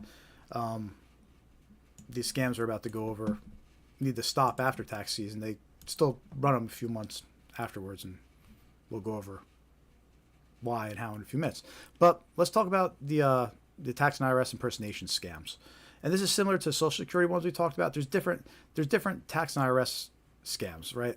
So there's ones you have to worry about where fraudsters impersonate tax authorities, claiming the victim owes taxes and must pay immediately to avoid penalties or arrest. They often demand payments via untraceable methods, right? So this is when, in most cases, someone calls you over the phone. They claim to be from the IRS. They claim you owe money. You have to pay immediately. They claim you owe taxes, right? A lot of times it could be a recorded phone call saying that you owe taxes, you owe back taxes. And they impersonate the IRS, and that's the scam. A lot of times they'll tell you withdraw money and pay it in some unusual way, like gift cards or cryptocurrency, which are major red flags. We talked about that earlier in the live stream. Watch out for red flags. We have a video about red flags. Check it out later if you missed that portion of our live stream. But yeah, these scammers call up. They impersonate the IRS. They tell you got to pay immediately. They might threaten you with arrest. It's okay to say no and hang up. It's okay to hang up and go talk to a professional, right? Don't just go along with it because an unsolicited phone call tells you got to pay. So be suspicious of IRS and tax impersonation scams like that. But there's a different type of tax and IRS impersonation scam that we were warned about, and that was, or at least warned about this year, was this text message going around. And this one's claimed to be from the Internal Revenue Service. And it says, you're eligible to receive a $1,400 economic impact payment. Please provide your accurate personal information. We will deposit the amount into your bank account or mail a paper check within 1 to 2 business days. Right, and so it's a fake text message impersonating the IRS. And instead of saying there's something wrong with your account and you need to owe money, this one's saying that you're eligible to receive a payment. But click this link and enter your details. Right? If you click that link, they're going to ask you your personal information. They're going to ask your bank account information. Right? And it's all fake. So the IRS actually warned specifically about this text message, this tax season that was circulating.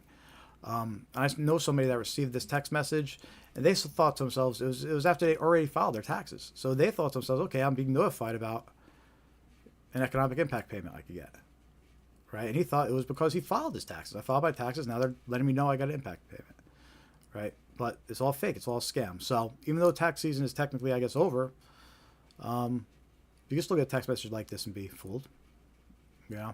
But be aware, if you get this text message, it's 100% a scam. There is no $1,400 economic impact payment, and the IRS is certainly not notifying people by text message. All right, so be aware of this scam. And another interesting thing about this scam is we were warned about 2 years ago. The IRS warned us about an email version of this scam. So that just brings up an important point to remember, which is that text message scams could usually be adapted to be email scams as well, or vice versa. Email scams, which was the case 2 years ago, because this was an email scam, could get adapted to be a text message scam. So now we're seeing that as a text message scam going around. So just keep that in mind too. Just because you get a text message doesn't make it any more trustworthy than an email, than a phone call, than anything. And last thing about this example on the screen here, notice that instruction at the end? Please reply with yes, then exit and reopen the text message. That's that red flag we talked about and we saw on so many of the previous examples, right? You see this instruction at the end, it's a red flag. It says the scammers always put that at the end of their text messages. Well, not always, but when you see it, it's a scammer. So that's a IRS impersonation scams to watch out for during tax season. But there's a couple other scams that you should be watching out for during tax season, and they're still circulating right now. And one of the most common ones are tax forgiveness scams.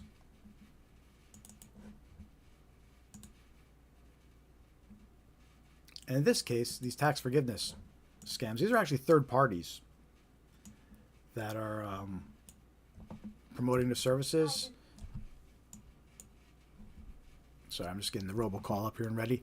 Lots of robocalls going around, and they're offering tax forgiveness, but they're scams. The phone calls all open up with "you owe back taxes," and they don't really know who you are.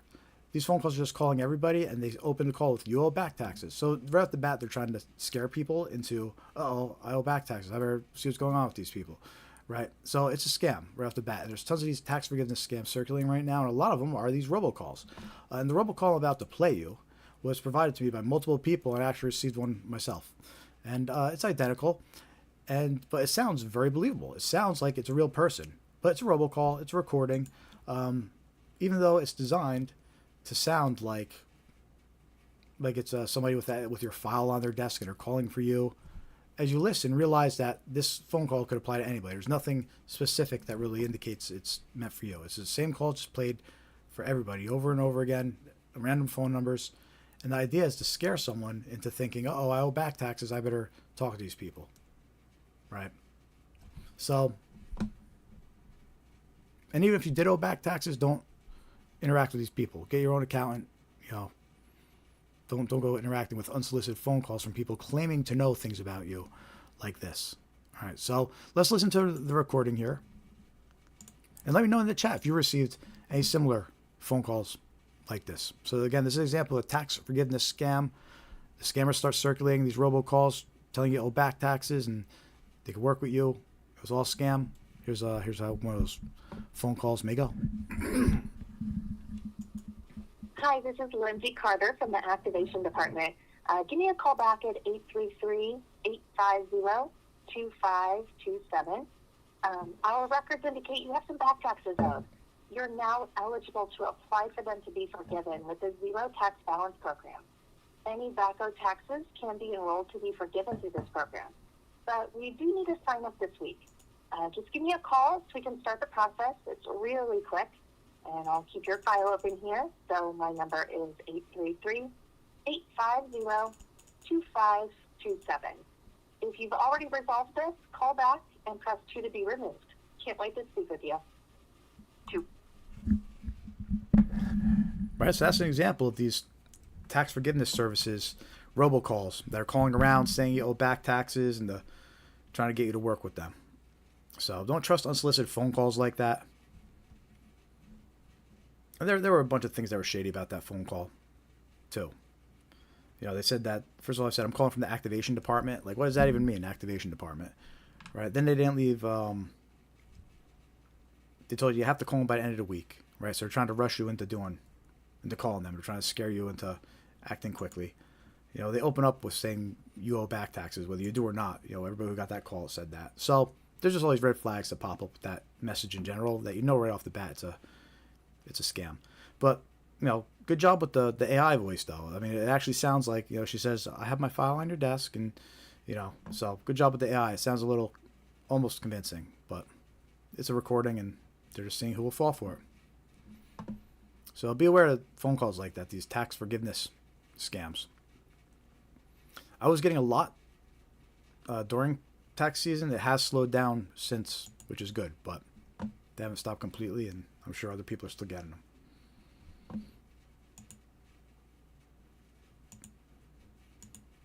See, John in the vertical chat. I don't know if he's still there or not, but I'm sure his elderly cousin, that's one that his elderly cousin should be aware of, right? Those tax scams. All right, folks, we're getting there. We got another scam to go over here. By the way, who's still here? Say hi in the chat. Hit that thumbs up if you haven't already yet. Say hello and let us know you're watching.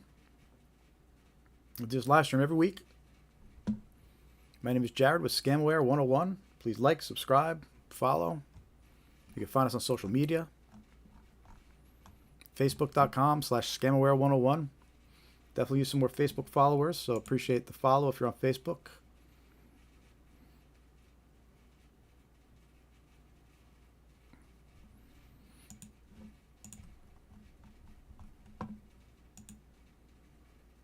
All right, the next scam.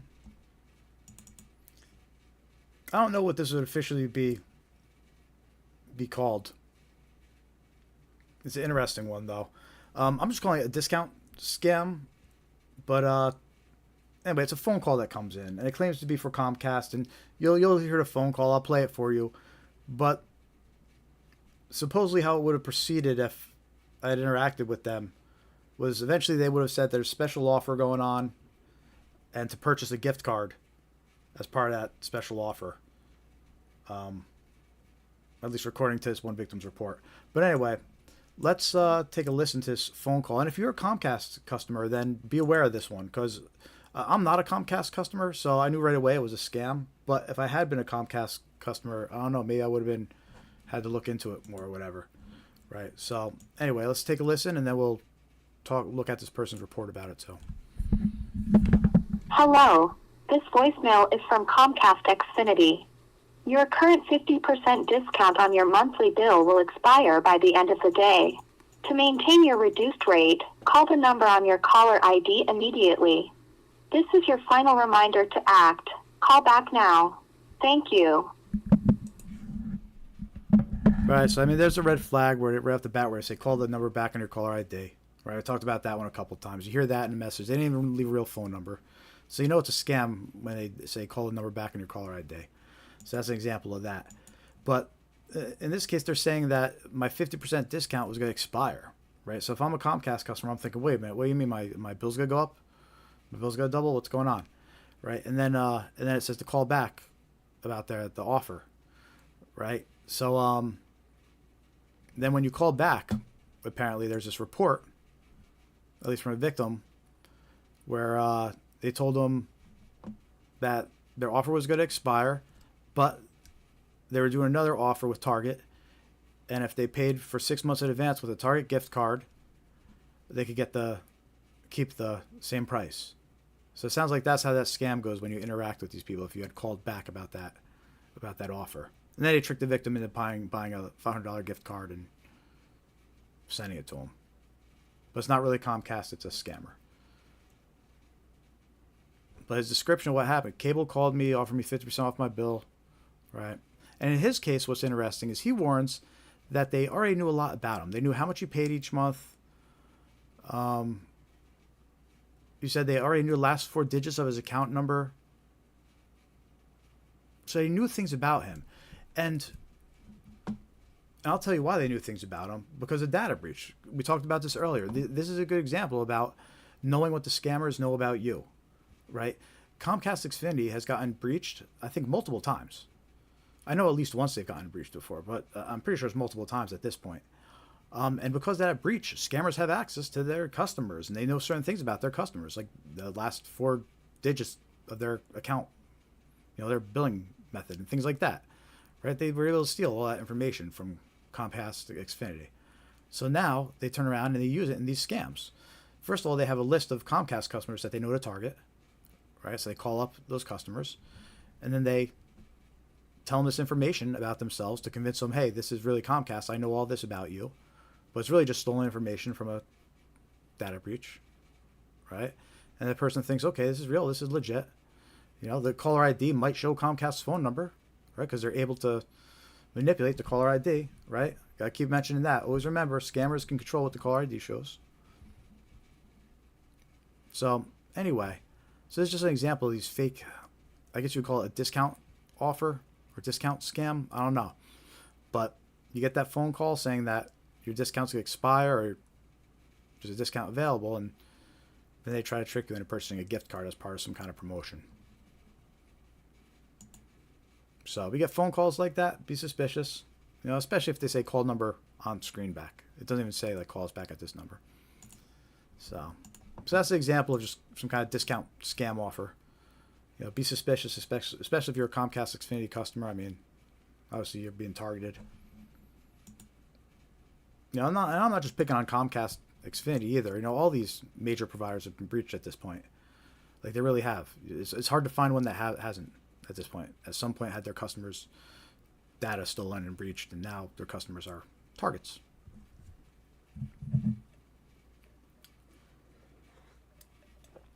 They may have offered free credit monitoring for a couple of years, but you'll be targets for much longer than that. So who's still with me? Say hi in the chat. We just got through our almost last batch of scams here. We have our last batch, and this last batch we focus on snail mail scams. So this is the good stuff. This is stuff that you might not necessarily realize is still going around. Because it's funny, I think a lot of us, we get used to being targeted by scam emails, scam phone calls, scam text messages, right? But we forget that, hey, we're still being targeted by regular mail too. So I do have a bunch of examples to share with you of these snail mail scams that are circulating and targeting us, especially with QR codes as well. They make these physical postal service scams, these snail mail scams. QR codes have kind of brought new life to these types of scams, because now it's much easier to trick people with these letters. They include a QR code to scan. You also start hearing about that one more during the holidays as well. They're called brushing scams. We did a video about those earlier. But let's talk about these snail mail scams. And hey, let me know in the chat if you received these. By the way, if you're West Coast joining us, say hi, let us know. We're over there. We've been going, actually 3 hours been going so far almost. 5:45 Eastern time we start. So we're almost at 8:45 here. So we're about ready to hit the 3-hour mark. So if you're just joining us now from the West Coast, welcome. You guys always catch the end of it. I feel bad. Maybe I'll do one of these. I'll start super late if I get enough requests or enough interest. Maybe I'll do one of these late one even. Start from the beginning for you guys over there.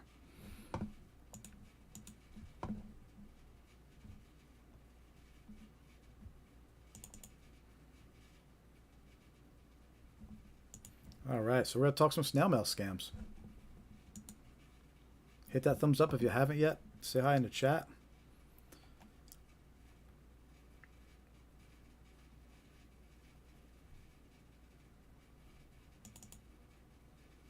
If you're just joining us, go to scamaware101.com and hit join mailing list. Join our free mailing list. We'll let you know when we're going live and when we post new scam awareness content. All right, our first snail mail scam. Free gift postcards with QR codes. So, listen, this is a thing. You'll get a postcard in the mail and it'll say you get a free gift. Just scan this postcard. And it might work the exact same way as those fake retail websites we spoke about earlier, where they're offering you a free gift, but they're going to steal your credit card details. Just pay for shipping, right? That's how they trick you into purchasing a gift. Or they'll link to a fake website that steals certain credentials. They can really redirect you anywhere they want with these QR codes that arrive in the mail. It's the same thing as clicking any link, right? That's all QR codes are. Is you should be suspicious of links that you receive, just like you should be suspicious of QR codes, because what QR codes is, they just direct you to links. That's all they are. They're just links, but they're a QR code. So it's the same thing as clicking a link. When you scan a random QR code, it's like clicking a random link. All right. So victims receive a physical postcard in the mail offering a free gift. When the victim attempts to activate the gift card by scanning a QR code, malware is installed on their device, or a fake website is opened to steal personal information. All right. And here's an example of a postcard you might receive. And notice how it's those wireless earbuds? That's one of the same items that the fake retail websites was offering, was those wireless earbuds. Because scammers, they keep track of what's popular, and they know wireless earbuds are popular, so they start adding those to their free scams, right? Free wireless earbuds, just pay shipping. As the holidays approach and these popular items start getting attention and start selling out, right? You'll start seeing scams like this happening with, they'll just switch out the items with whatever item's hot, this season. But you get this postcard in the mail, it's got the QR code to scan. In this case, it says it'll take you to a phishing website that captures your personal information, name, address, Amazon account, and even your credit card number.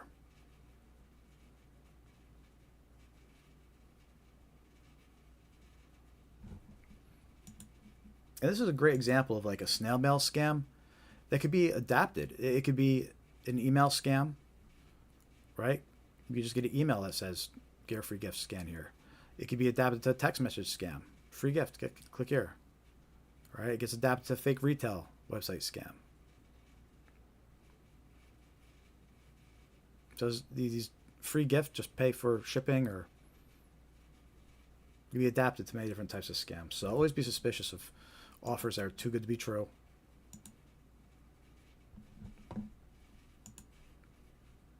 And be suspicious of QR codes. And I understand the irony of me saying be suspicious of QR codes while I have a QR code on my screen, which, by the way, if you'd like to donate financially, scan that QR code or go to scamaware101.com/donate. See, it's actually a good example here since we're talking about QR codes. You don't have to trust my QR code because right under it, I have the URL to go to, scamaware101.com/donate. Right? But if you wanted to check that QR code, what you do is you would scan it, but before you actually go to it, you should see an option to view what the address is. And you would want to make sure it actually points to where it's supposed to. But a trustworthy source, like myself, you shouldn't even have to use the QR code. Because right under it, it gives you a URL to go to. So I give you the option to bypass the QR code completely. Just go directly where it's supposed to go. You don't have to worry about where the QR code might go. So that's how trustworthy QR codes are supposed to work. The most trustworthy ones are the ones you don't have to use. I like that. That's a good term. I got to remember that.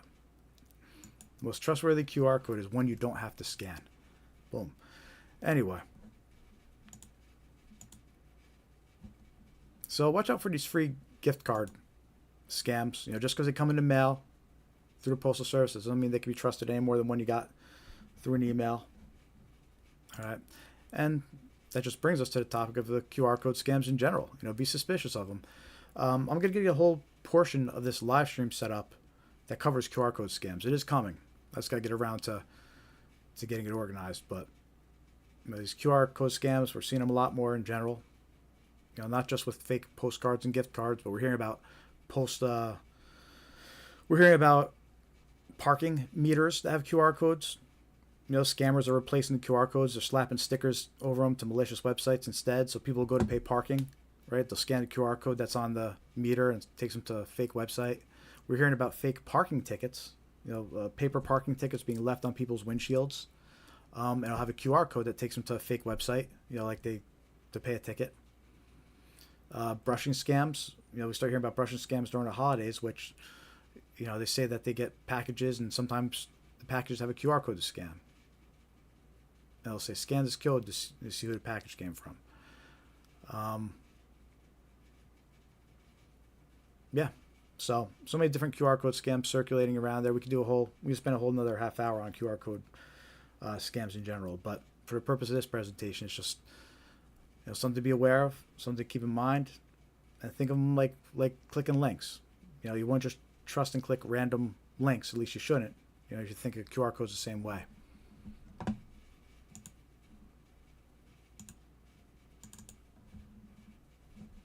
All right.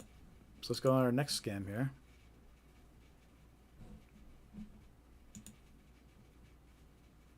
Seeing some more people viewing. Good to see the viewer count go up. Say hi in the chat. Let us know you're watching. Hit that thumbs up and say hi. Just live stream every week, trying to spread awareness about scams. So stick around, and we still got a couple more good scams to go over here. You join our free mailing list, scamaware101.com, and hit join mailing lists.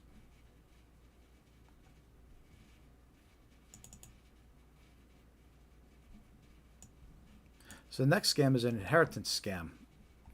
This is when victims are contacted with claims of a large inheritance from an unknown relative. But to claim it, they must pay fees or provide personal details. These scams exploit curiosity and greed to steal money and identity information. Basically, what happens is these scammers reach out to people, and they claim to be from law offices a lot of times. Hey, I'm from a law office. A client passed away and had an inheritance. They'll say you share the same last name, so you're entitled to an inheritance. They'll say we'll take care of everything for you. If you want to pursue this, we could take care of everything for you, right? And the whole catch is once they get you going back and forth with them, eventually they say, okay, you need to pay us fees, taxes, fees, or whatever, before we can send you the money. And that they end up just stealing whatever you pay them, and there was no inheritance, right? So it's all a scam. And in this example that we're going to share, we're going to show you an actual letter that's circulating, being sent to people through the postal service.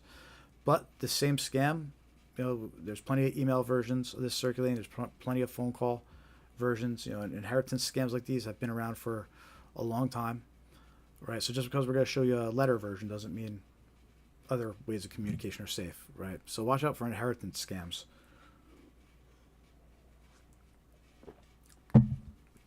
And here is an example of a inheritance scam letter. You can see it's dated November 29th last year, so I mean it's still barely 6 months old. So this is a recent scam. It's circulating. We know it's going around now.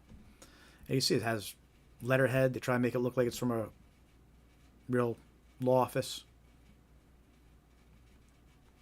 And then it goes into this whole story. There's an unclaimed permanent life insurance policy held by our deceased client. $10,800,000. That's right, $10 million. The victim shared the same last name with you and was a stockbroker. Says she was a COVID-19 victim. So this scam's probably been circulating around since COVID, who died about 4 years ago. Since her death, no one has come forward to claim, and all our efforts to locate her relatives have proved unsuccessful. And then it says, in review of a strikingly similar last name and nationality with the deceased, we could claim the policy benefit. That's saying if you permit me to add your name to the policy, all proceeds will be processed. Oops. My bad. A sec. Click to zoom in by accident. Therefore, I ask for your consent to be in partnership with me for your claim of this policy benefit in view of the strikingly similar last name. If you permit me to add your name to the policy, all proceeds will be processed on your behalf. I wish to point out that I want 10% of this money to be shared among charity organizations. So that's nice. When they add that little 10% in there, it sounds like, oh, this must be a nice guy, not a scammer. So you're going to give 10% of that $10 million to charities. And the remaining 90% will be shared between you and the law office, it says. This is 100% risk-free. This law office does have all necessary documentation to expedite the process in a highly professional and confidential manner. Notice confidential, there's a red flag, one of the red flags. This claim requires a high level of confidentiality, and it may take up to 30 business days. All right, so there's a confidentiality again. We mentioned earlier that's a red flag. When they're requesting confidentiality, it's an indicator that something's up. And then they have a gmail.com account to email. So, along with a more official sounding one, which is interesting. But anyway, so this is an example of a law office that's sending out these fake inheritance letters. Fake law office. And the way they get you is they make you think, okay, you're going to get $10 million. And eventually they're going to ask you to pay fees and taxes before it can be sent. And that's what they steal from you. And then you never get any of this supposed $10 million. And we did a quick Google search about this letter. And we found plenty of people reporting the exact same letter. And The only thing that was different was who it was addressed to and the name of the supposed dead relative, which was interesting because it did use the same last names. In this example that we had, the person it was addressed to did have the same last name as the supposed person who passed away. So whoever's sending out this scam, they're just switching out the names. They're making the recipient and the name of the supposed deceased person match, and they're sending out this letter. But other than that detail, everything else is identical in these letters that are going out, these fake inheritance scam letters. So be aware. They're being delivered by the postal service. They're arriving your email addresses. They're out there. All different versions, but see, there's little red flags. They're asking for confidentiality. That sticks out. It's a pretty well written letter, though. They didn't. No misspellings or capitalization or anything too bad sticks out. So it does look like a pretty well written letter.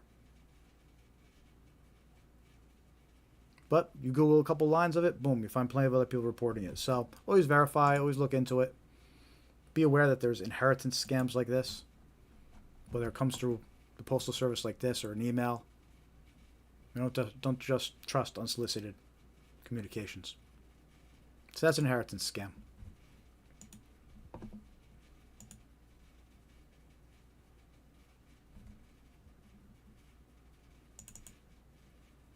Got a couple more scams to show you here.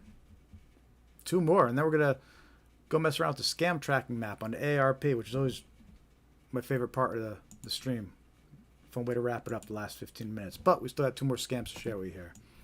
Sticking with the snail mail scams. By the way, let me know if you're still here. Hit that thumbs up. Let me know in the chat. It's our last chance to get some extra engagement in here and maybe get some more views and some more exposure.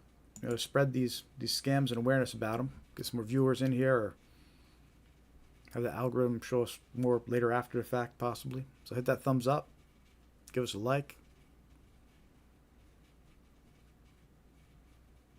I think there's a thanks option too available now too, which lets you send us money on YouTube. But they take like 30%. So honestly, if you're gonna send us money, use the donate link instead. But if you insist on using the thanks, I'll take it too. So will YouTube, but I'll take a little bit too. Fake renewal scams, subscription scams. So we got 2 more scams left, and we're sticking with the theme of snail mail scams. And this one's a fake renewal scam or a subscription scam. And again, this is a type of scam. It could be modified to be received in an email as well. We receive versions of this scam through email all the time. But victims are notified about renewals for subscriptions they don't have and prompted to provide payment information to either cancel or renew. And then scammers use information to steal funds. Most of the time. Other times, they're just trying to trick you into paying for a service you don't need or a service you thought you needed. And an example we're going to show here of the physical letter of these fake renewal is this one. This claims it's for marketing services, and it did go to someone that had a website. And they make it look like it's a renewal. At the bottom, they're asking you to include your credit card details, telling you to mail it in, they have a date to return it by.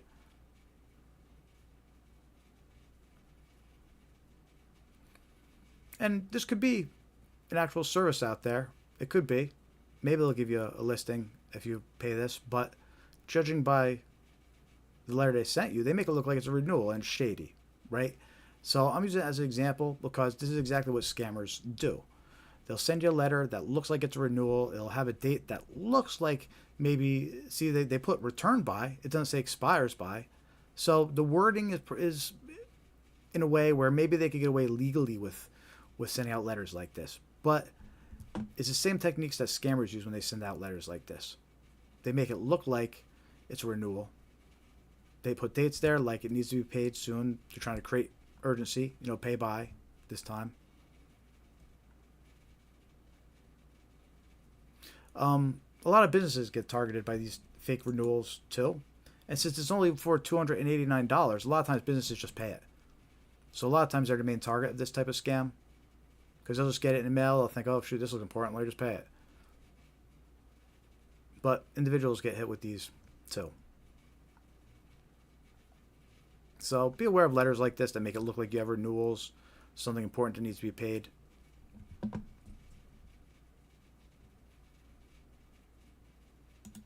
We see email versions of that all the time. One of the most common ones going around right now are like Netflix. Fake Netflix emails that say there's a billing issue or that your subscription is going to be needs to be renewed. Amazon Prime. There's a lot of fake emails going around saying that your Amazon Prime needs to be renewed. So they're all fake renewal, fake subscription scams, trying to make it look like a service you need to pay for. And some of the services you might even use and think that it's from them. You know, almost everybody has Amazon Prime. Almost everybody has Netflix. You know, that's why the scammers, those are the ones they choose to impersonate. Because it's likely that all the random people they send those emails to, it's a numbers game. And a lot of them will have Netflix, a lot of them will have Prime, right? But I digress. I'm getting off of the physical U.S. Postal Service examples and getting back to the digital examples. Watch out for them all around. They're still using snail mail, especially those fake renewal scams. And we've got one more scam to discuss, at least as part of the presentation here with examples, and that's a secret shopper scam. We actually released a video about this scam about a week ago. It's called the Secret Survey Mystery Shopper Scam. And this is an interesting one. We got some comments on the video too that people are still receiving these letters. So how these secret survey check scams work is you actually receive a physical letter in the mail. In this case, it's made to look like it's from Walgreens or CVS. And the letter will actually, the envelope will include a check. It'll actually have a check with it. You know, of course, the check is fake. It's never going to clear, but it includes a check. So you'll get this letter that appears to be from Walgreens or CVS. It claims you've been selected for a secret survey assignment. It basically is a mystery shopper assignment. They claim that all your costs are covered with the included check. You know, check for $2,480. It's going to cover the costs of doing the shopping, and it includes $450 as a commission. Right? So someone gets this letter and they think, oh, great, I've been selected and I've already got the check in hand. This is wonderful, right? And then the instructions, you know, it tells them to go purchase these gift cards. And in this case, in this example, it tells them to go purchase Apple gift cards. It tells them to purchase 4 of them. Or 2 of them? 4 of them total. It tells them to go to one store and buy 2 and go to another store and buy 2.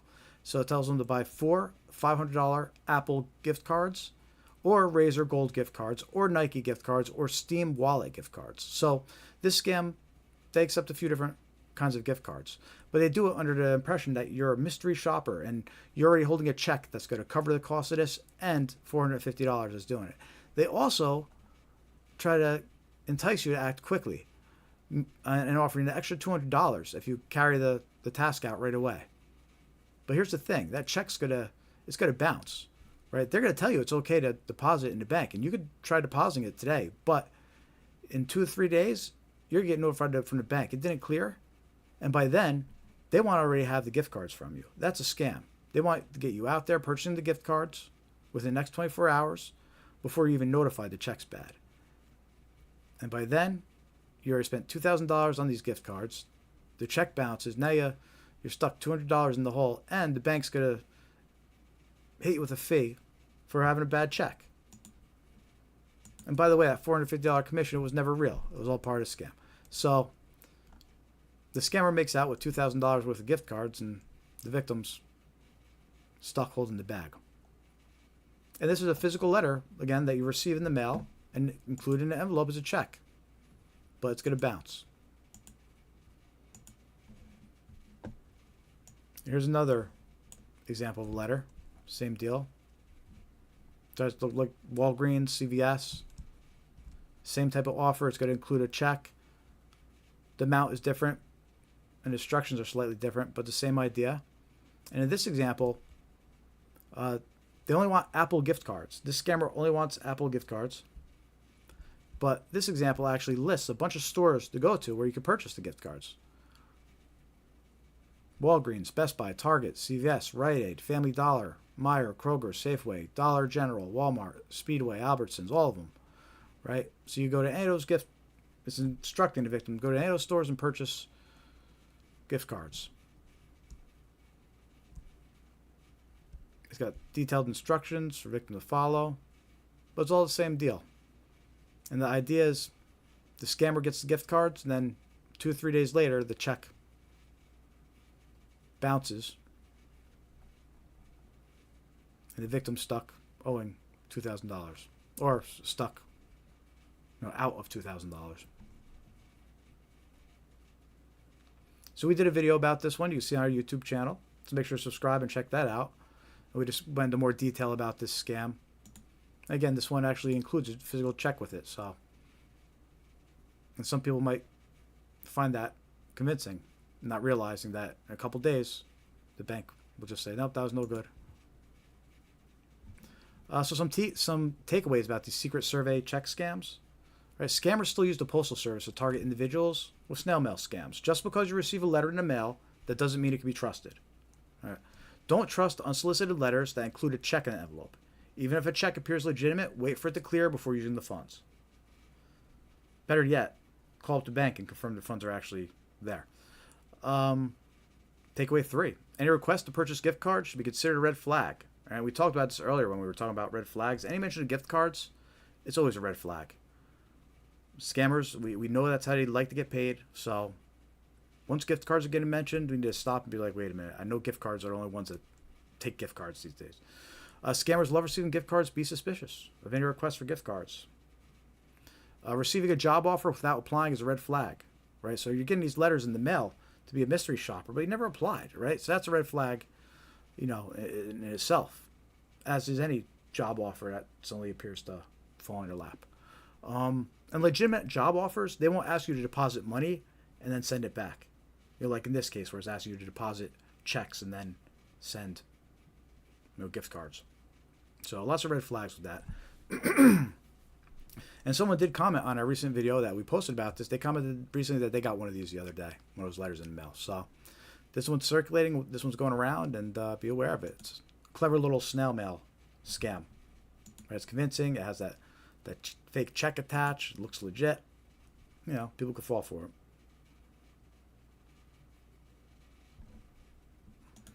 Yeah, Dave Cruz mentioned Walmart had a sign warning shoppers about gift cards and scams. It's so small you could barely see it. Yeah, so does Best Buy actually. I was in Best Buy a couple weeks ago, and I noticed behind the checkout counter, it was just like a printout. Somebody just printed out like beware of gift card scams, right? And just kind of hung it on the wall. It wasn't like a big poster or anything flashy. It was, barely notice it, like you said. Hey, at least they're trying. At least they're trying, right? But I bet it's not doing much, which is a shame because the cashiers, they're a serious point in this whole scam where they're a break point where they can make a big difference. A lot of times we hear about these victim stories or someone that's about to become a victim, and the cashier saved the day. Right? The cashier was like, "Oh, wait, are you aware of these gift card scams that are happening?" And they told you it was for what? They told you it was to pay taxes. Well, that's a scam. Hold on, right? We hear about these. They save the day. They're kind of like the last chance to save the day. And the same thing with bank tellers. Sometimes the victims they make it all the way to the bank. They're about to take out the cash, and it's the last point where they could be stopped, right? And a bank teller will mention, "Hey, you said you need this money because of what?" And it's like, well, that sounds like a scam. So we hear these stories where those points, those point of contacts, they save the day a lot of times, and they're like the last chance to save the day. So it was nice to see something hanging in Best Buy and to hear something's hanging in Walmart, but at the same time, it's like minimum effort. It's like print out a 3-word, beware of gift card scams. Print out a piece of paper and hang it. It's like, but it's better than nothing, I guess. Maybe, probably not, but it shows someone cared. I'm interested in cases like that. I'm interested if it was like the manager at the store, or if a worker did it, or if they were told by corporate to do it, or asked by corporate to do it, or if somebody working there was just like, let me hang this up to warn people. I'm curious how those printouts end up hanging there. Because you think corporate would have sent out like something that looks nice, maybe, right? So it makes me think that these individual franchises or branches or, they're making their own efforts. But anyway. Yeah, so that's it for the 20 or so different scams we cover on the live stream. We have a little bit more left, though. We got my favorite part of the live stream here. So we'll take a look at the scam tracking map on the ARP website and see what scams are actually actively being reported across the country. We see, if the ones we went over, how they're fitting in the reports, if people are still reporting them. And then we see some other ones that maybe we could talk about briefly that we don't usually cover. So don't leave yet. We still got the next 20 minutes or so left. Should be a good time here. And if you're just joining, hit that thumbs up, give us a like, subscribe to our YouTube channel. It'll help us spread awareness about these scams. We do this live stream once a week, trying to spread awareness of scams so you can protect yourself, protect your loved ones from these scammers. They're ruthless. They want to take everything you got. So watch out for these scams. Be suspicious. And help us spread the word. Help us put something good out there. And you can help support Scamware 101 by joining our free mailing list. We'll let you know when we're releasing new content or having a new event. We do have a plan to start doing some more webinars in the future, and we'll let you know about those when those are going to happen. So check out scamware101.com. Hit join mailing list. It's free. You can follow us on social media. Facebook, Threads, Instagram, Blue Sky, X. So follow us on all your favorite social media platforms.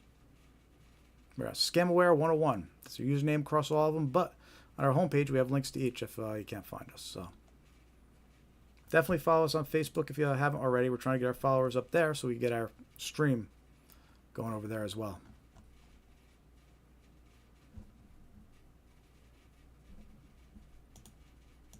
All right.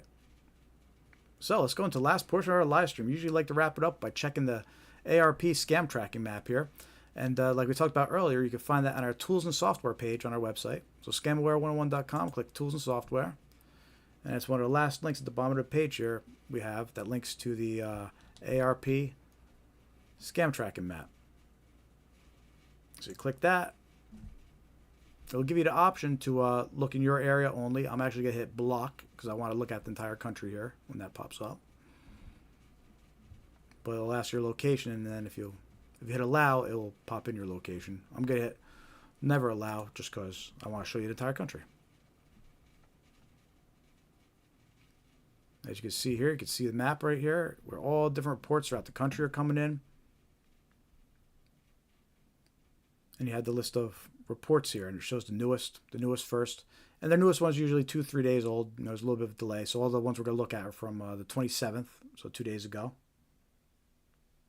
And by the way, there's going to be so many reports that we're not even going to get to the 26th, a day before that. We're just going to look at the first few pages of the 27th. There's so many scams coming in, right? So let's take a look at what was reported on the 27th going throughout the country. First one is the text from the Department of Transportation. Said their records show I have a ticket and fine to pay by a deadline, or my license will be suspended. There you go, right off the bat. So that sounds like our unpaid road toll text message scam. And every week we see tons of reports about that one. Every week I get people reaching out directly to me with different examples of that one. Is that unpaid road toll scam. So we covered that one earlier in the live stream. That's an important one to be aware of, especially when you're traveling for the holidays. We sent out a warning about these unpaid road toll scams. We sent out a warning to our mailing list before the Memorial Day weekend, because we knew a lot of people were traveling. So we just sent out a warning reminding everybody about these unpaid road toll scams. And we still see people reporting them, right? So be aware, and we'll probably see that a bunch more times as we go through these reports.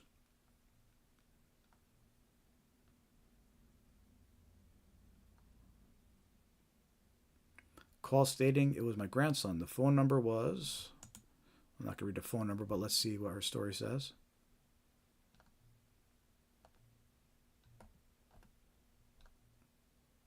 She doesn't give any more details, but call stating it was my grandson. So, you know what? I'm going to assume that's a grandparent scam. And we went over that one as well earlier in our live stream. Showed a video of a scammer actually performing that. That's when your older relatives gets contacted, the scammer impersonates a loved one, like their daughter or granddaughter. It sounds like that's what this person was reporting. Call stating it was my grandson. So, yeah, grandparent scams, we know they're going around. Auto-related scam. Illinois State Department, Motor Vehicles, DMV, final notice, enforcement penalties begin, right?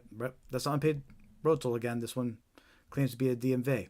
So that's what we're noticing. We're noticing that these unpaid road toll scams, they're impersonating everybody at this point, whether it's the Department of Motor Vehicles, right? The DMV, or the Department of Transportation, the DOT, right? They're impersonating all the different tolling services, whether it's SunPass or EasyPass, Fast Track, the list goes on.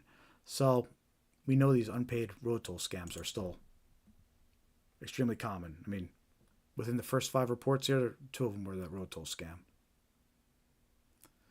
There's somebody warning about fake catfishing on Hinge, saying that led to an investment fraud scam. Right, so that's known as a pig butchering scam, and we know that a lot of times these scammers will initiate contact on dating websites, and this person's reporting that on Hinge.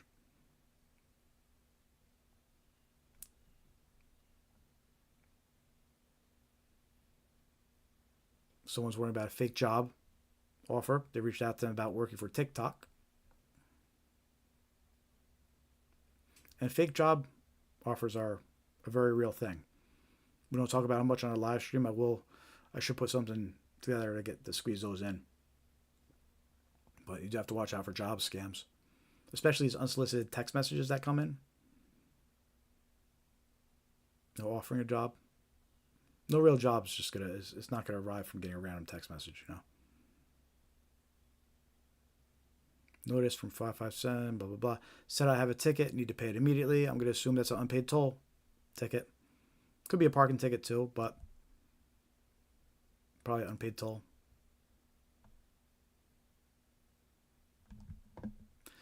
Here's a fraud. Okay, so this person says he got an email. There were misspellings, so that was a red flag. Good for him. Email claimed to be Microsoft 360 was renewing for 4 years for $660. But that's a fake order notification. He knew better than to click it or do anything. Here's somebody got a PayPal alert about an unauthorized transaction, $599 purchase of Bitcoin. Let's see what else he tells us in there.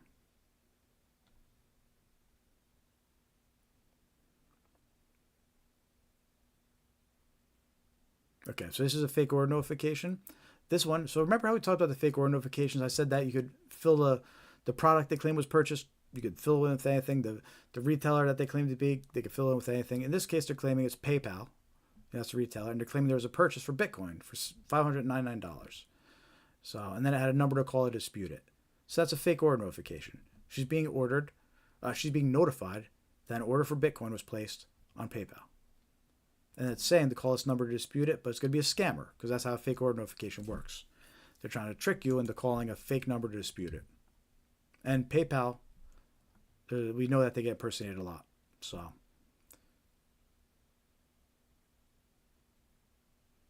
received emails saying $800 was transferred using Zelle. So Zelle's a red flag, but let's see what else this report says. We didn't give any other information.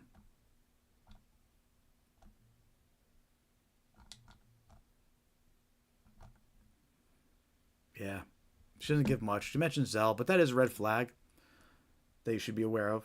You know, scammers do like to send and receive money on Zelle. Sometimes they'll use that as a way to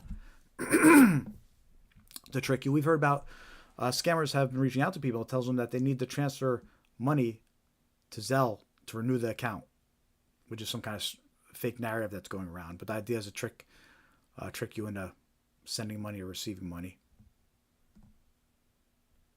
But the point is Zelle. There's many different scams that are happening with Zelle, so that should be a red flag. If somebody reaches out to you and they're trying to get you to send money on Zelle, if they're impersonating an agency or a business, be suspicious. Very few businesses really accept Zelle. So it should at least set off a red flag. You know, Zelle was meant to like split the restaurant bill with friends. You know, it was never meant to do a big business on. But scammers come along and they take advantage. So, but Zelle's a red flag. Scammers use it, and we know that. Sure, there's legitimate purposes, but we know scammers use that service a lot, and it is a red flag. Someone wanting to know if I received a new Medicare card for 2025, which I know there are no new cards given. So watch out. This one comes up every week. We see reports about this every week. Scammers want to get your Medicare card numbers. So they're reaching out to people, and they're trying to tell them this story about we're going to send you a new card. We need you to tell us your card number, and they're going to ask personal information, and they're going to try to ask you for your Medicare card number, right? Don't give your Medicare card number to anybody on the phone. If somebody calls you, they give you some story needing your card, don't trust it. Hang up and call the organization directly if they're claiming to be from, or call your doctor, but don't give out Medicare card information to unsolicited phone calls. It's a common scam that's going around.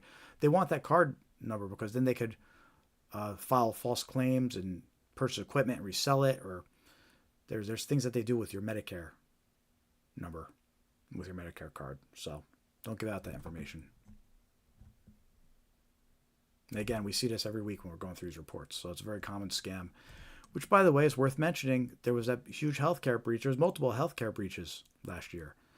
And a lot of people's medical information got stolen, like complete medical records. So they know a lot of these people that are targeted with Medicare scams, they probably already know they're on Medicare. So, and they might already know a bunch of details to try to convince them. So we're going to see a lot of health care and Medicare scams going around. And then the next report from that person, the next one right after that one was someone saying they're entitled to savings through Medicare, and then they're trying to get their Medicare number. Right, so that's a different type of scam. First one said that there was calling because they're going to get a new card, and then this one says that they're calling because they're entitled to savings. So 2 Medicare scams in a row right there to be aware of.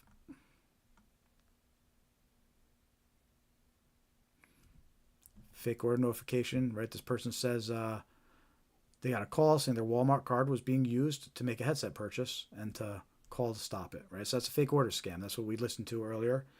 I played a couple of recordings of those for you, showed you a text message version, showed you an email version. That's a popular scam, those fake order or fake purchase notification scams. All right, here's the next report. Here's an email version. This person got one from Old Navy claiming that they purchased something. So part of scam, fake order notification.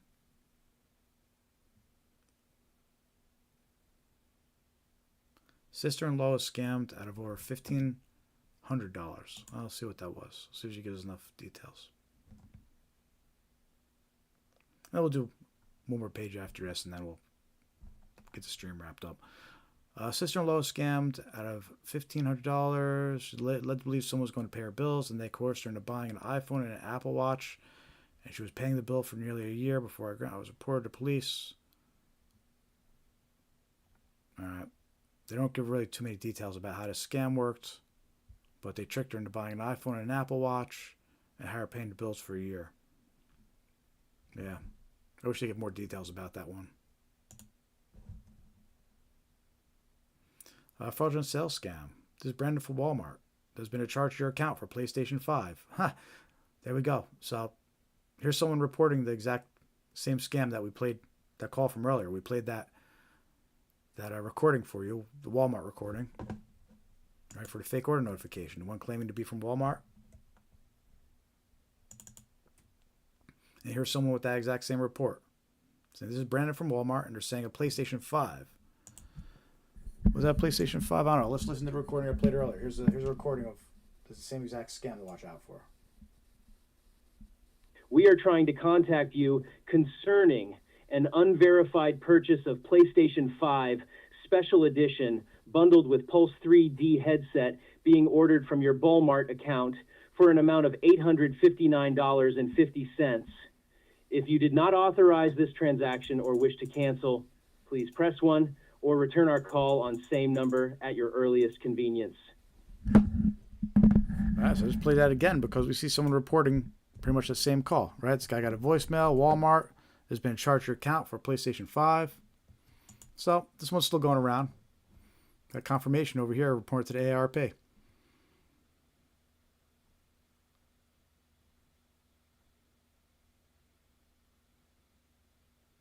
Right, here's somebody warning about a phone call about a bogus tax bill. Right, gotta watch out for those this time of year.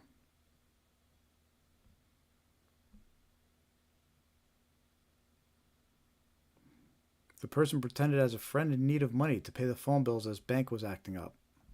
Let's see some more details about this. Whether a friend phone get hacked or something. Let's see. No. Person pretend to be a friend and needed money to pay the bills. Okay. Well, we see that type of scam on Facebook a lot.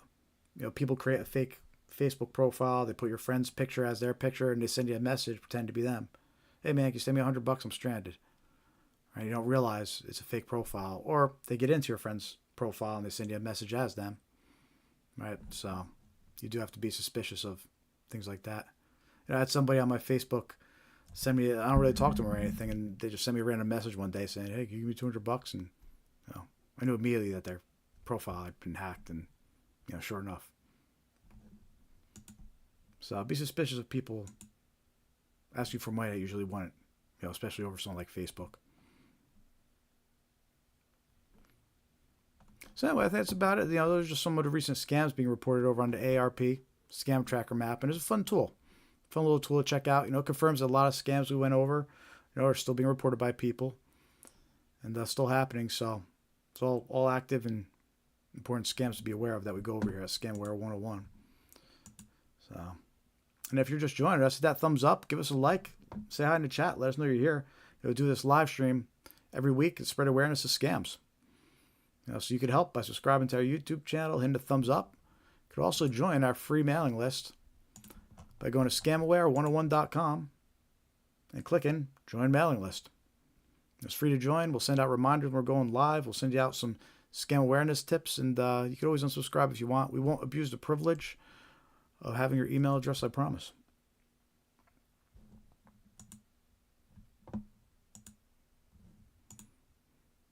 So we're getting close to almost 4 hours here. I mean, I got a lot of viewers watching right now. So I mean, if we're still active, I'd start from the beginning again if people are interested. The West Coast always gets on. We don't have they always miss the beginning of these live streams. So seeing a lot of viewers right now where if you guys are interested, let me know. Let me know in the chat. I mean, I'll circle back to the beginning if you all want to keep going. But this is usually the point where we wrap up the stream. But hit that thumbs up, hit that heart, and give me some reactions if you want me to keep going. If you haven't clicked like yet, let's get a last chance to click like. Help us spread our content. Again, we just do is put something good out there. As the first week that I actually put that donate QR code here on the screen. So if you do feel like donating, just scan that QR code or go to scamaware101.com/donate. If you're watching this video later, after the live,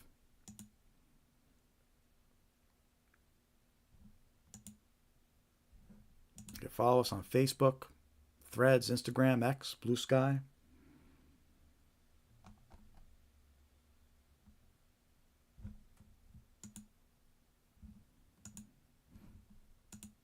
And check out our YouTube channel. A lot of scams that we covered tonight, we have videos about those scams on our YouTube channel. A lot of same examples are in those videos. So, if there's any specific scams that you think your loved one should be aware of, go check out our YouTube channel, and you might find a video there that you could share with them about the scam. The 5 red flags video, always good to share that with loved ones. Went over those red flags. It's a good starting point as far as recognizing a scammer when you're talking to them.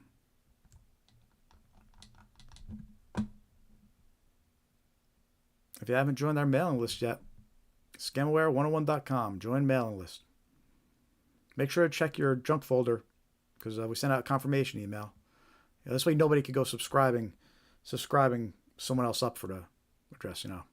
We didn't have to enable that, but we want to keep things secure and do the right thing. So that's why you get the confirmation email sent to you when you hit join. So make sure to check your junk folder if you didn't get the confirmation email.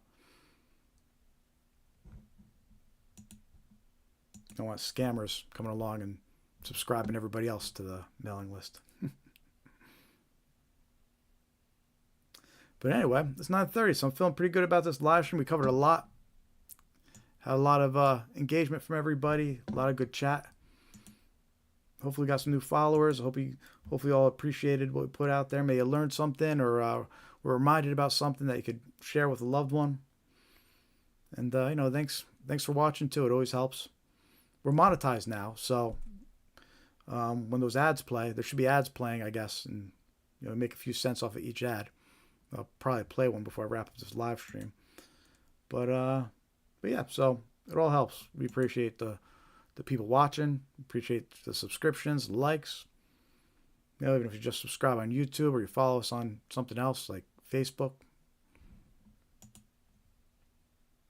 So we appreciate you all. And we appreciate your stories. I love hearing your scam stories or what you're hearing. We have some of you sending emails to us. You can email us at scams@scamaware101.com or contact@scamaware101.com.